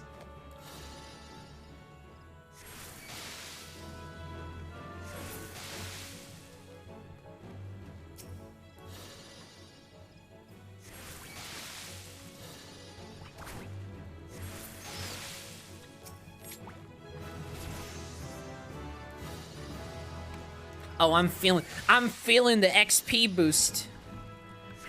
I'm feeling that XP. I got the chain bonus too. Oh, absolutely delicious.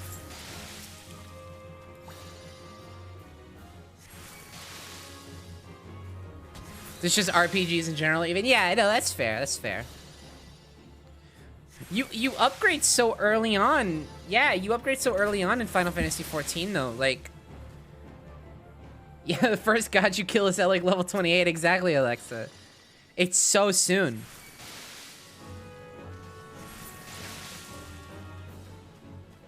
Like, why even bother with the squirrels and shit if like our pay grade is gonna be so vast so soon?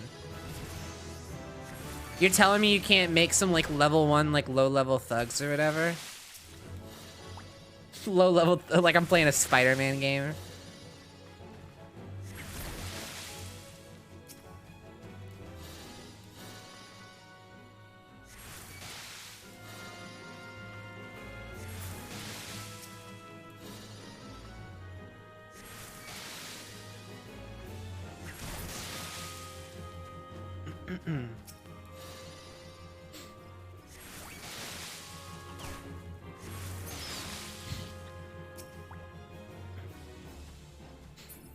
Can't hear you say delicious or anything adjacent without hearing you yell my scrumptious ass from the Hitman stream. Listen. We were young, we were crazy back then, you know. We said a lot of things we regret nowadays, now that we're, you know, we're in business, you know, Jim's into stocks now, and it's like, you're like, you know, you gotta look back on those days, and yeah, remember the mistakes and learn from the mistakes, but also think fondly about those times, you know, because things were simpler back then. And yes, I did say my scrumptious ass, and I don't think I regret it. Jury's still out on that one.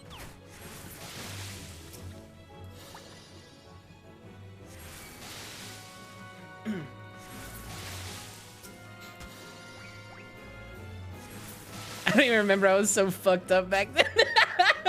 Yeah. Oh, that's great. God, I'm having a good time in the stream. This is just like this is like what I aspire my chill streams to be all the time. Just some good energy, you know? I appreciate this. I needed this today.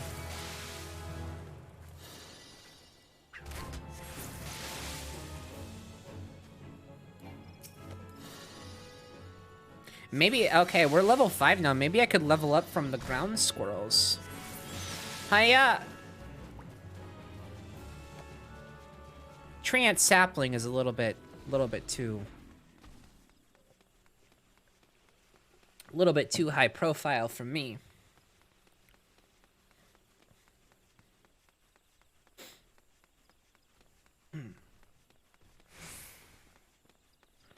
I'm thinking, since I've been having such issues with the capture card in relation to OBS and all that, I might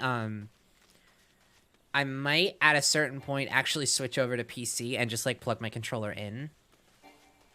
But possibly, maybe. I don't know if I want to put in the effort for that on such a fucking low energy stream, but maybe. I'd be able to use shaders too, which would be nice.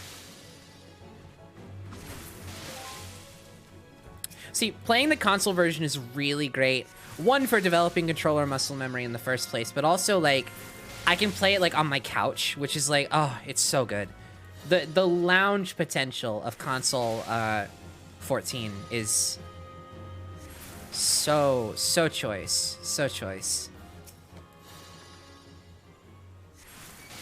Not gonna lie about that.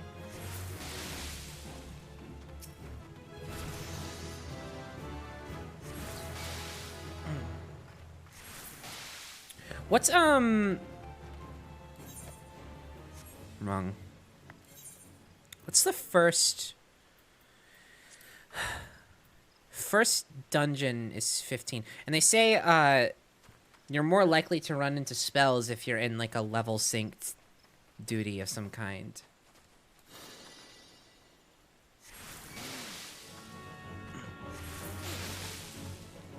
Do you have any advice for someone about to turn 18? Treat people well.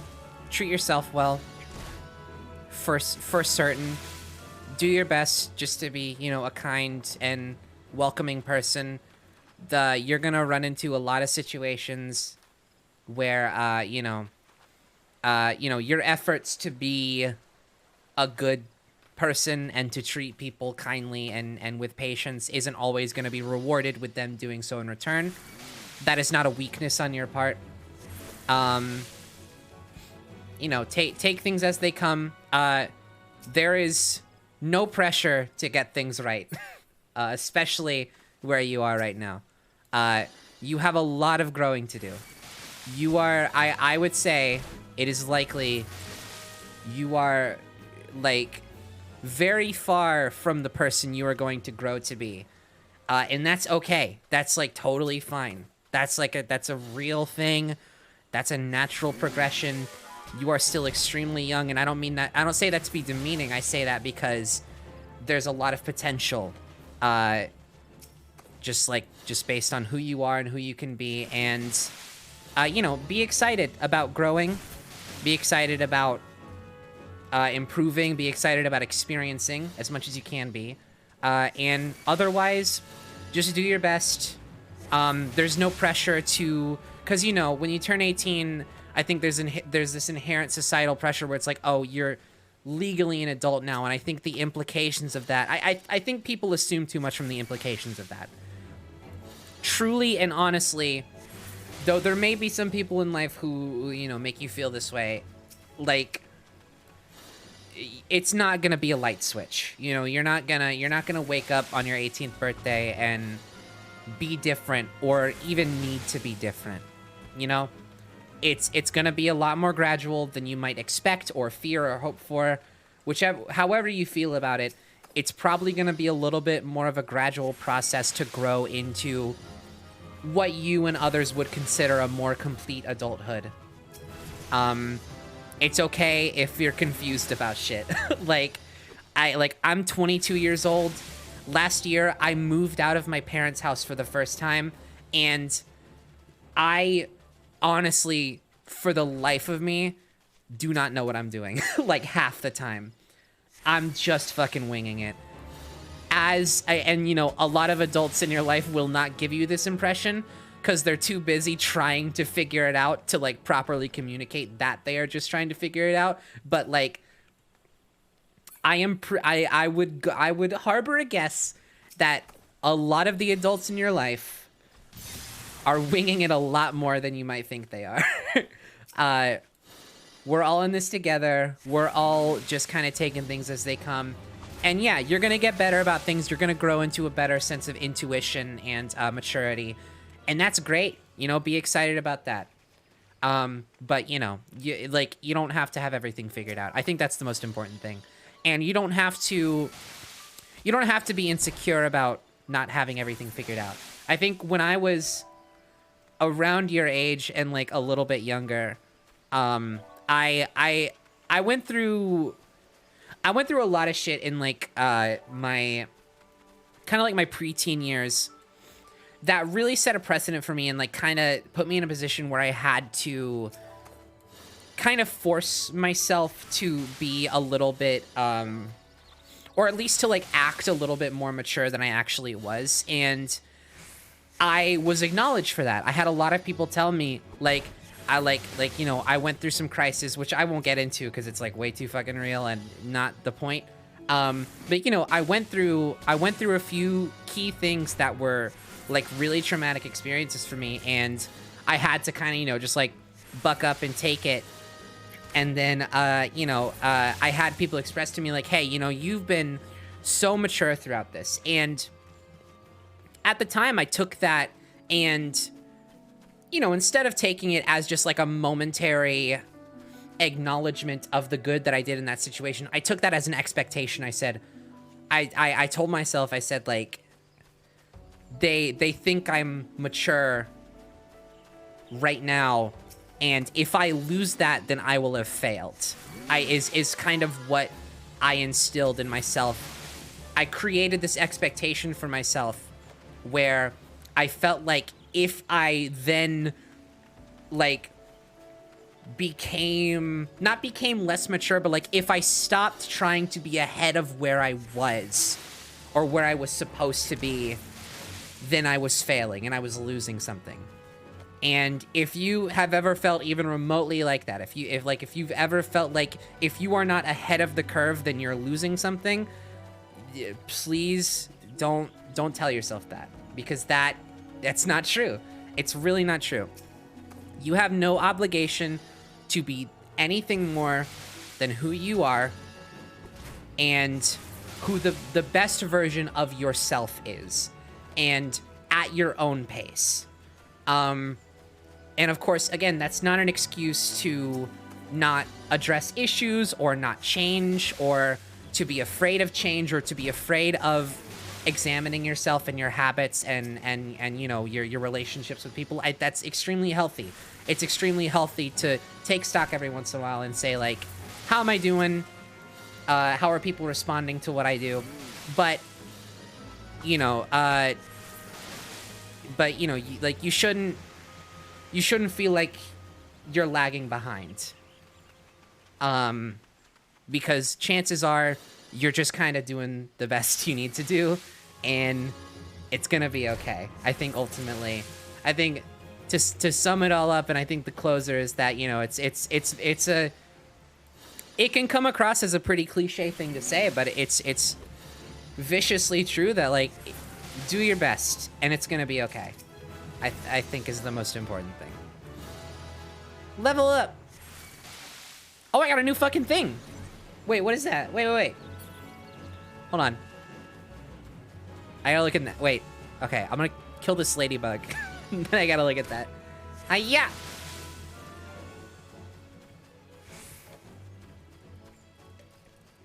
Yeah, and of course, yeah, all that goes to anyone else who might be either in the same boat, like about to turn 18 and a little nervous about it, or just any other situation you might be in that where this applies, like,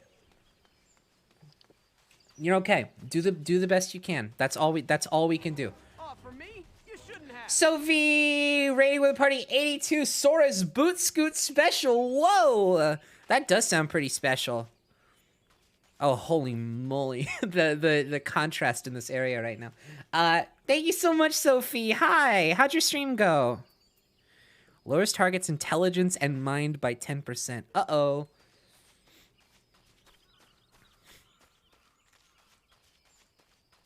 Did you beat Kingdom Hearts 3? She's been going for a while. Oh, you didn't? Whoa, I was gonna say she's been going for a while. She probably did, but no. God, Kingdom Hearts 3. Oh, that's intimidating. I haven't even finished 1 yet. I've been playing Kingdom Hearts 1 for like a year. It's not even done. I was just talking some life advice with chat, which I normally don't find myself privy to doing. I don't consider myself a very qualified person when it comes to like personal counseling. But you know, when it comes to the subject of like should I be like nervous or have certain expectations about like a threshold in terms of age, like that's no, you gotta, I feel like I'm well equipped just based on like, God, the kind of shit I have like been through or like put myself through in relation to like growing up and like improving, and yeah, it's just, I definitely feel qualified to say like, you're fine, just do your best.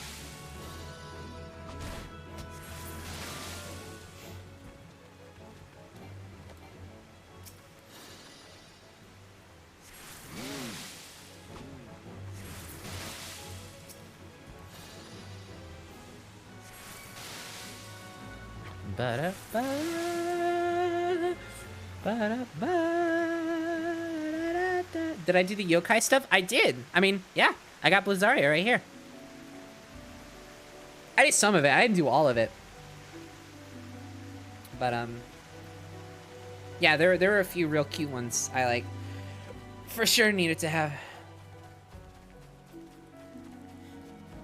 Now that I'm level 8, I want to find some higher level mobs here.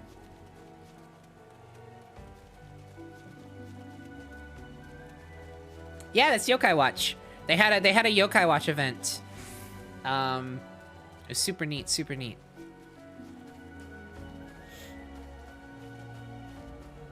I just finished, well, I finished it like months ago, but I'll say most recently I have finished Stormblood. I'm at the beginning portion of the Stormblood patch. Yeah, right here, Echoes of an Echo, right here.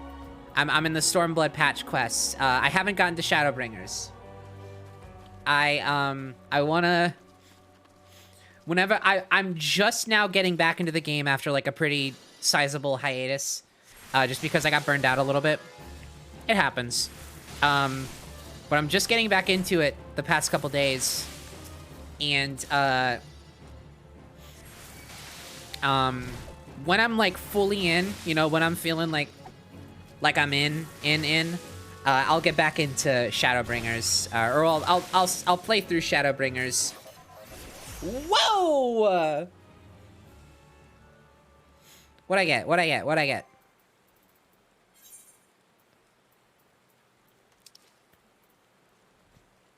Blood Drain. Type magic aspect none. Through the draining of blood, dispel saps of foes' aether, a portion of which is then absorbed by the caster. In nature, such habits first appear in the creatures such as bats and chigos, whose naturalists theorize develop the ability to absorb nutrients via blood over the course of centuries. Required to complete the level 10 Blue Mage Quest Blue Collar work. Oh, interesting. Deals unexpected damage with a potency of 50. Additional effect restores MP. Nice. Okay. I like that. I'll add that to Square. I like Blue Mage. This is fun. This is so refreshing. Why so serious, Pelbly? Why so serious? Ah, stupid. What am I doing?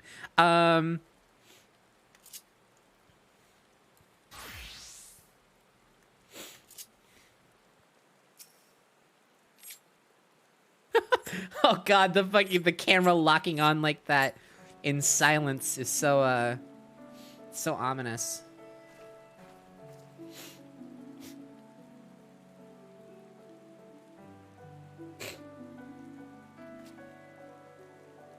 I'm waiting for my health to come back. Hiya! Fuck you! Holy shit! Oh my god, that guy went down.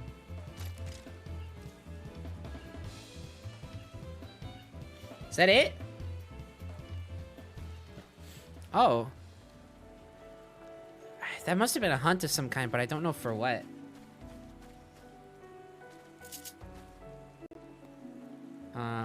Okay.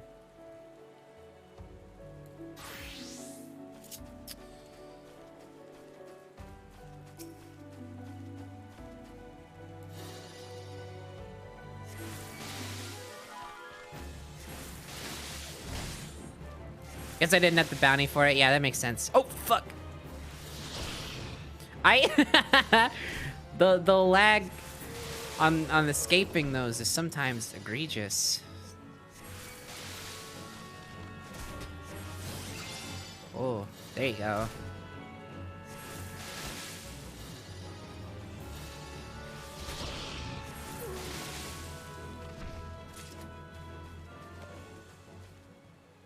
I shouldn't take on this level 17 just yet. Early leveling is fragile. It must be dealt with a intentional hand. Did I ever show the free company house on stream? No, I don't think I did.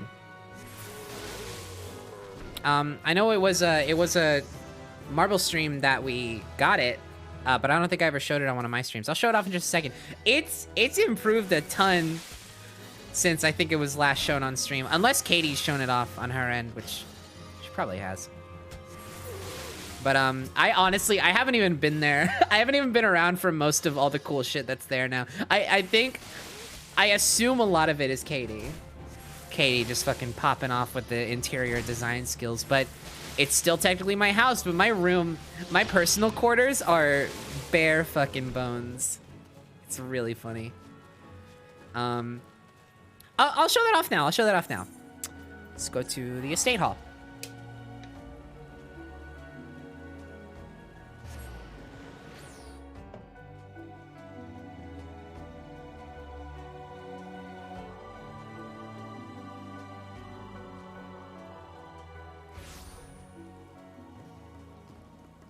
Oh, it's raining. Yucky. So this is the outside. We got a little pool. We got ourselves a sauna.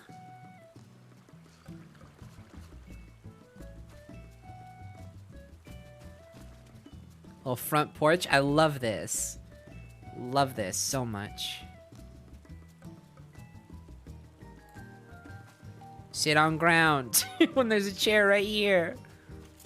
Okay. There's our Aether Crystal. Another pool here. Some mailbox. And then,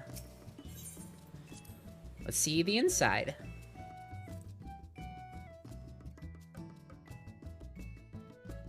Yeah, we managed to get Shirogane. It was wild. So we got some funky shit going on inside. We got the aquarium. I haven't even like seen all that's in here in a little bit. Some posters all over the place. We got some lesbian energy up there, which is nice. I'm all into that. Got just a fucking bar down here. Hey, last call, am I right?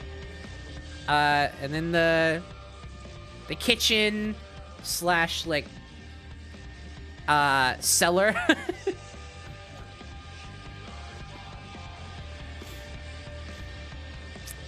And then past that, it's just a lot of private chambers, which I'll show mine.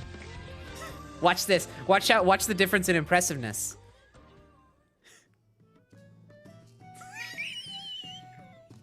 Home sweet fucking home.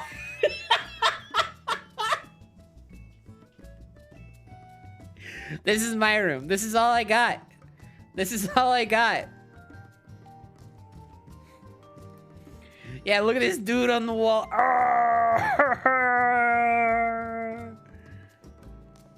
This is literally all I had in terms of like internal interior renovation. I got this little this ukulele, like, I don't actually know what it is. I forgot what it actually is, but yeah, so you know, I would like to make this a little more impressive someday, but you know. Yeah, I'm a minimalist. Yeah, that's it. Yeah, it's all intentional. I'm taking on a minimalist lifestyle. I'm gonna actually go ahead and teleport to somewhere else.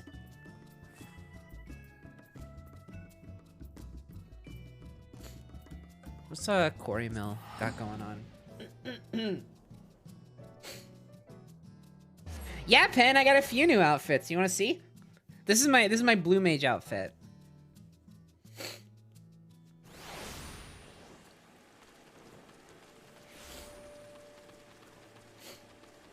Yes, this is my blue mage look. I got a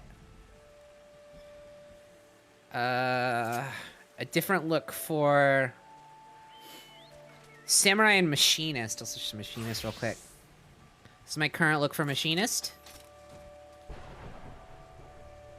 Super into it. Kinda like back to basics a little bit with Pelbly. She's gone through a lot of different like aesthetic changes that I've kind of like circled back around to just like a more developed, more like aesthetically pleasing version of like kind of what I had going on to begin with, which I'm super into. I like that. I think it's nice. I think it's nice. It's my white mage look. This hasn't changed from last time I played. Real cute look here. Gunbreaker's the same.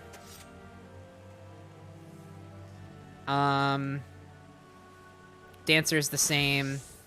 Oh, actually, no, Dancer's changed since last time I streamed. Dancer is now a PS5 cosplay.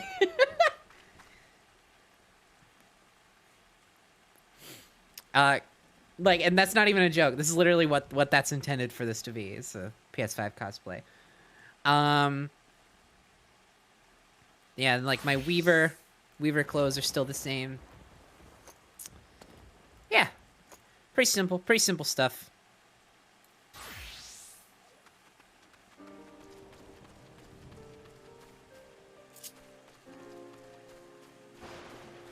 Oh no, this place is way too high leveled. I gotta remember what each like the level places are. Well, I can't talk. I can't think of how to describe what I have to say. I gotta remember what level ranges like correspond to which areas better. I haven't had to consider that for Gridania in such a long time. Or I guess not Gridania, the Black Shroud. Gridania is the town. Yeah, the coat is so good. The coat and this skirt are some of the most painful fucking things to get or make in this game. Or at least they were for me. Because they're either insultingly expensive on the market board, or the materials you need in order to make them are like extremely rare and extremely random.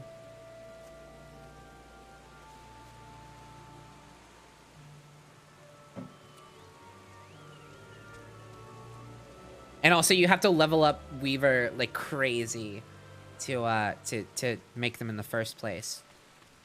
Assuming you even have the stuff, which you probably don't. Not you, not anyone specifically, just more in general.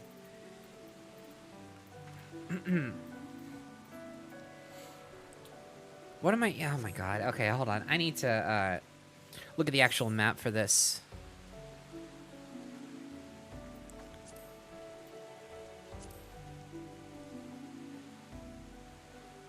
No, what?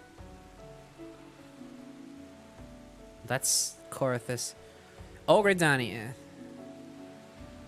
Take me to New Gridania. Take me to Central Shroud. Is it Central? Oh yeah, Bent Branch. Okay. Got it.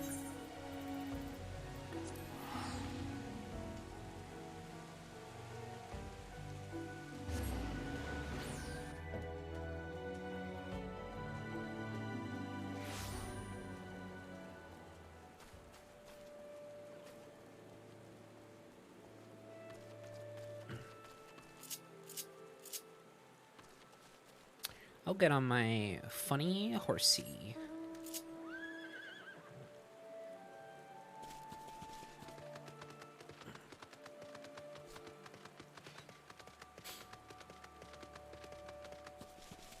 Hey, here we go.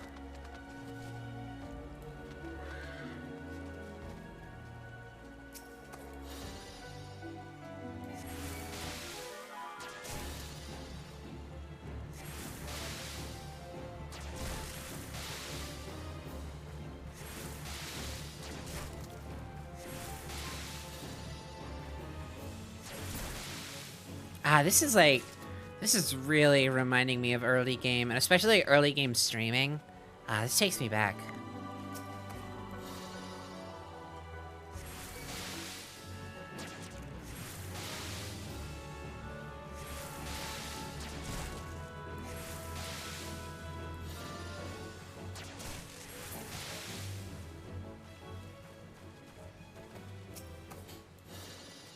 Fuck you, Swarm O Hornets.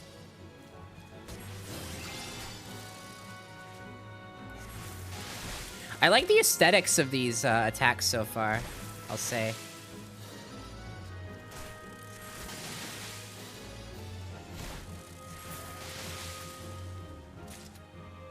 Okay, we're getting real close.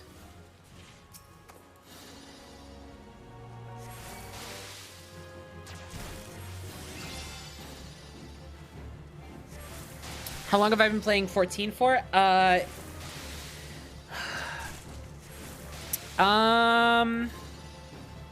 About just over a year at this point, I want to say.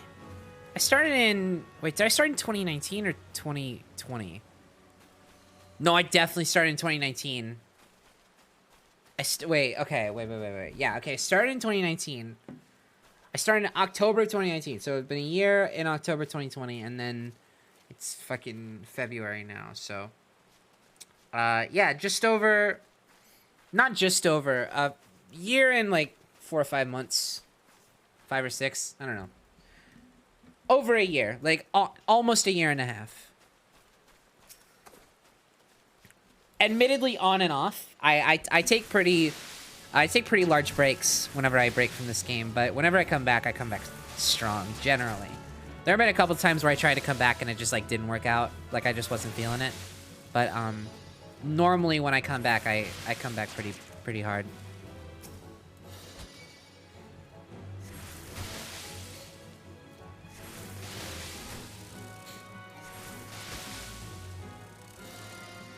Yeah, no, it was around when I started dating Joy, because it was I think that was like one of our first like publicly together streams, if I remember correctly. It wasn't long before then that we like had officially kind of like gone public about it.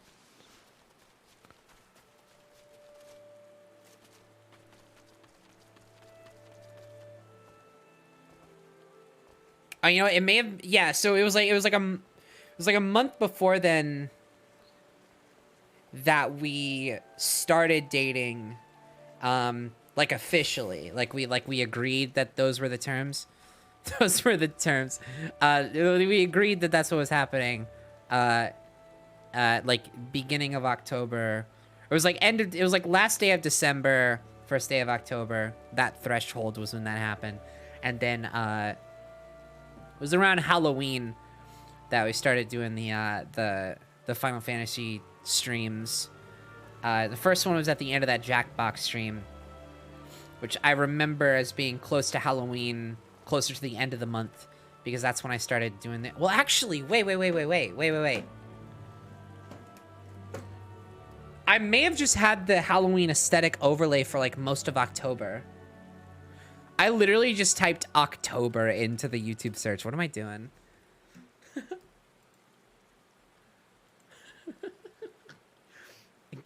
Computer, give me October. Yeah, I see this. No better place to run.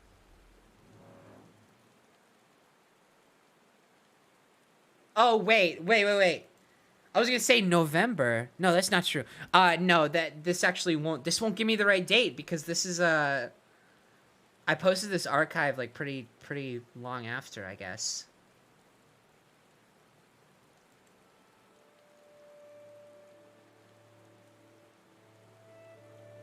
I didn't have my normal overlay back until the 7th Final Fantasy stream we did. Or that I did. I didn't have my normal overlay back until the 7th time I played it on stream. So... what am I even... oh, yeah. So I'm trying to figure out how closely we went public with it compared to when we first streamed this game. They were essentially, they were really close together. Like the milestones between Halloween,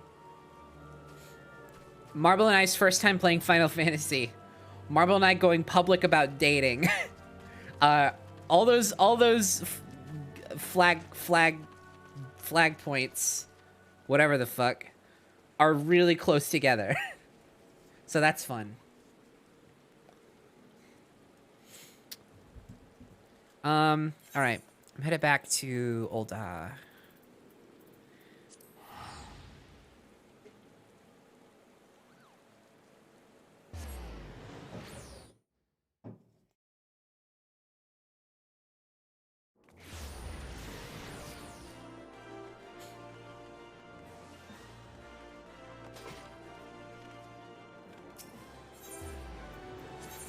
yeah, well, like, I know we started dating, like, last day of December, like, September, not December. Did I say, oh my god, my brain, my mouth, my words, they're all gone. I know we started dating last day of September, because that's our anniversary. We celebrated that, last year. Weavers.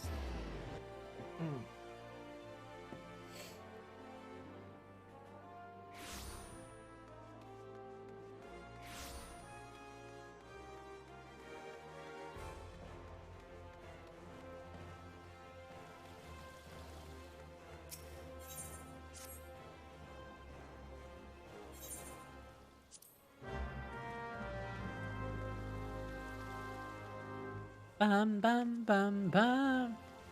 Oh, I just realized I'm gonna need some fucking I'm gonna need some Final Fantasy 14 thumbnail art. I've never had to post a Final Fantasy 14 archive that needed thumbnail art, but I started doing thumbnail art for Snapcube 2 again. Damn. I'll have to commission something of Pelbley.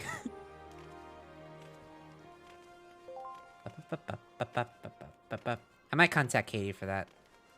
It'd be fitting. It'd be fitting. If she's down.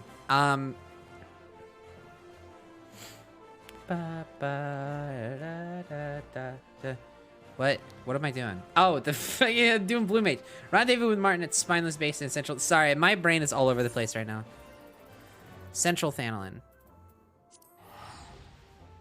Oh, hi, Katie. I didn't know you were still around.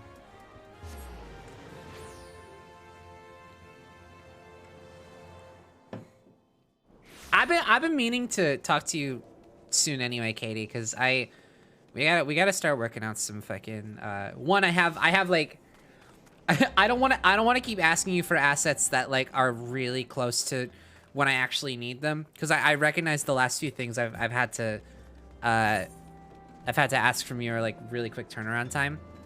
I don't want to keep doing that so consistently. So I wanted to contact you anyway because I am anticipating a couple assets I'm gonna need like ahead of time, and then also not to so blatantly talk shop on stream, but I did want to see about getting some new merch designs going. But that's, yeah, details are for off stream talk.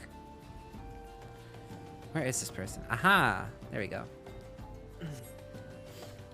Y'all are looming? We're looming and we're looming?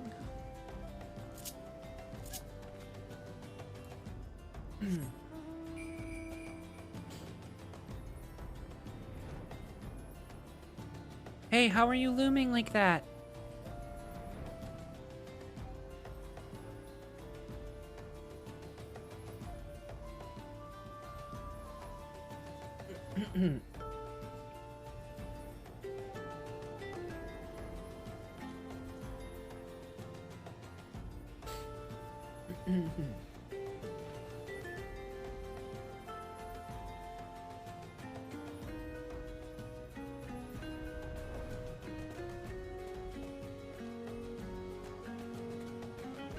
Hey, fucker. Don't call me that. Survey the designated location and slay man-eating hornets that appear, huh? Okay. I'll take it.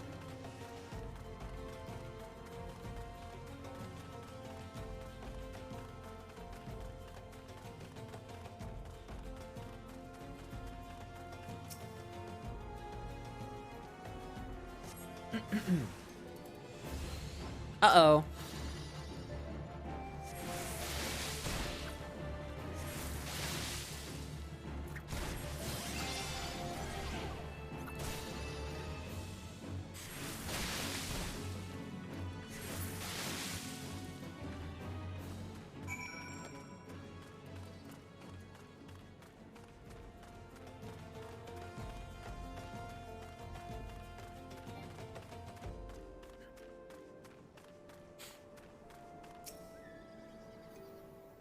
No cutscenes. Me no like cutscenes. I do like cutscenes, just no.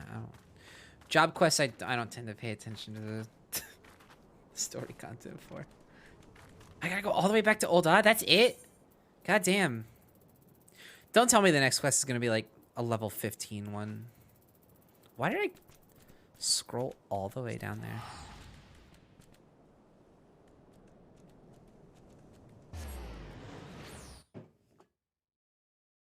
I'm spending so much travel money.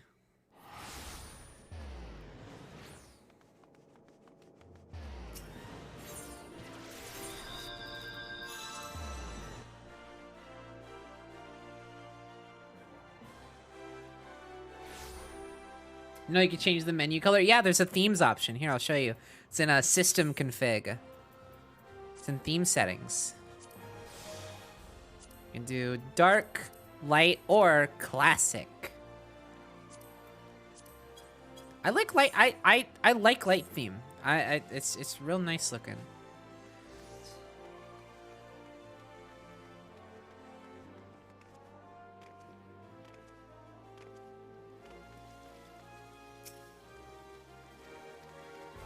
What took me so long? That quest took like 3 seconds. Oh my god. Goddamn, level 20 even? What the fuck is wrong with you? Damn. Is that Joker from Persona 5? Whoa. It's like that face just like fucking flew by the screen.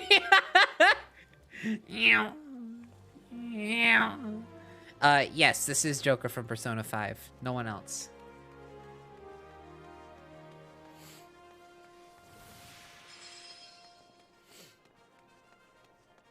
Fluna's leveling sometimes is a struggle. Yeah, I'm starting to get that. I'm starting to get that. I do just love how unique it is though. Like truly. This is really fun. I am gonna real quick switch back to Machinist. One, because I want this look in my life again. And I am going to go to Holzhauser and just see what they have for me.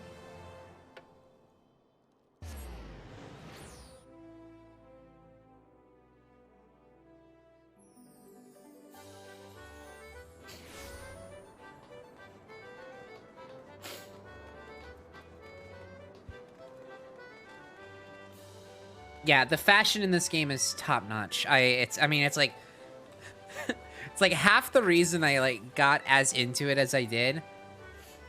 And then it's what keeps bringing me back. It's what keeps me. I have not played ever since I got into this game. I've not found a game since that is as satisfying to me from a fashion perspective. And on top of that, not only is the fashion incredible and like unmatched thus far for me, this game is also just an extremely fucking good game on top of that, with so much well-rounded, well-thought-out content. It is wild how much is in this game, and how much of it is incredibly good. Not to gush, but gush, you know?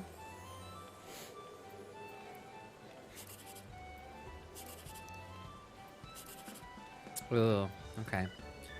That would probably be a mistake. I will go this way. Boo.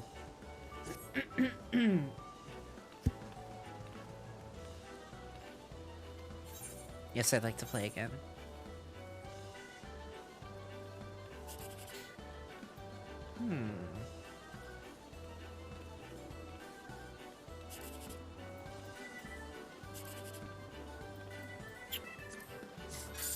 Fuck. So close.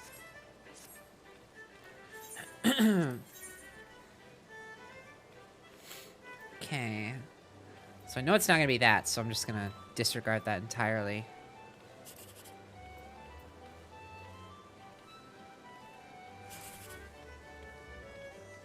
Oh, goddamn. Oh, wait, I still have an extra slot. I don't know why I thought I didn't for a second.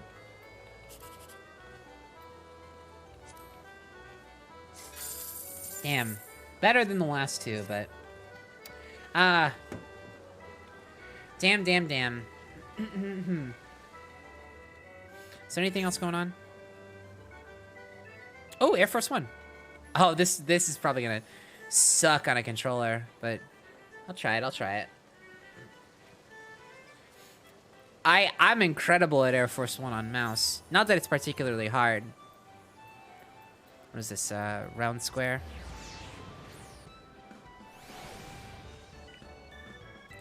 I can't imagine this is gonna be particularly smooth sailing on a controller, though. We'll see. Get me in there.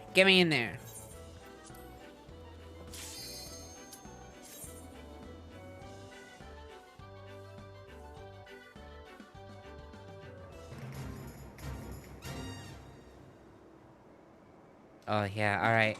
I gotta do analog control.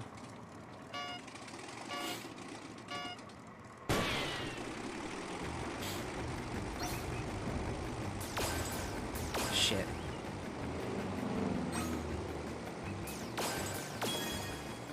Oh, I gotta like factor in decreasing the crosshair speed now. Oh no.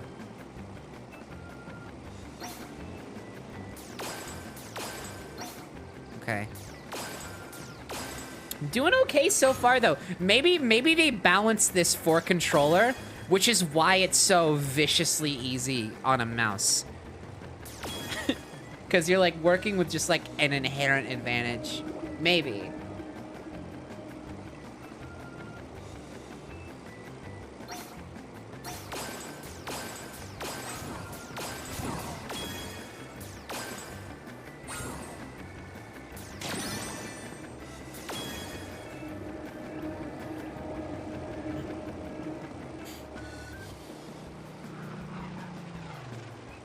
Okay.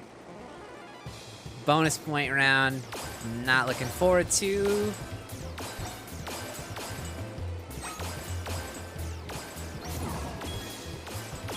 Holy fuck, there's so...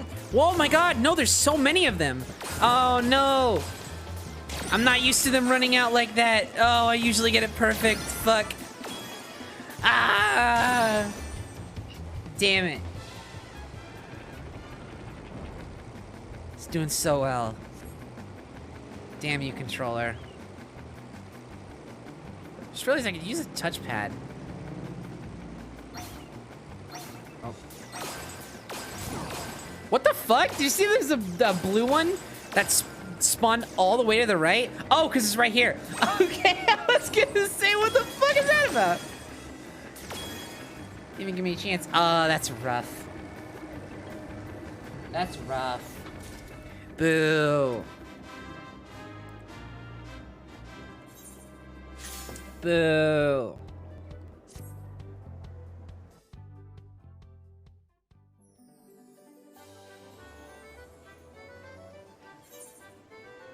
Okay. Oh. All right, y'all. That's right. You know what it means when this tone enters my voice. I think I'm gonna wrap it up. I'm gonna exit the game. It's 11 p.m. Wow. It's a nice long meaty stream. Yeah, I'm gonna call it a night. Let's raid somebody. Let's raid Chase. Chase is currently streaming Kirby's Dream Course right now. It says Kirby is a circle, so take that as you will. I'll set this up. Hey, thanks so much, everybody. I had a great time tonight. Yeah, super good stream. I enjoyed tonight a ton. Thank you so much to everybody for coming along and hanging out.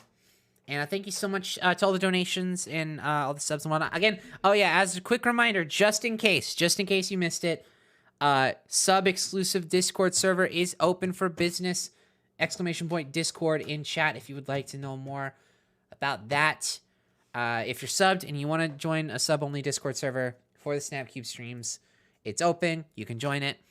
Again, !Discord if you ever want to get more information on how to do that. But yeah, thank you to all the subs and all the donations. They're all super appreciated. It'll help me a ton. Raid phrase. Do we have a raid phrase in mind? Probably something from Balin, yeah?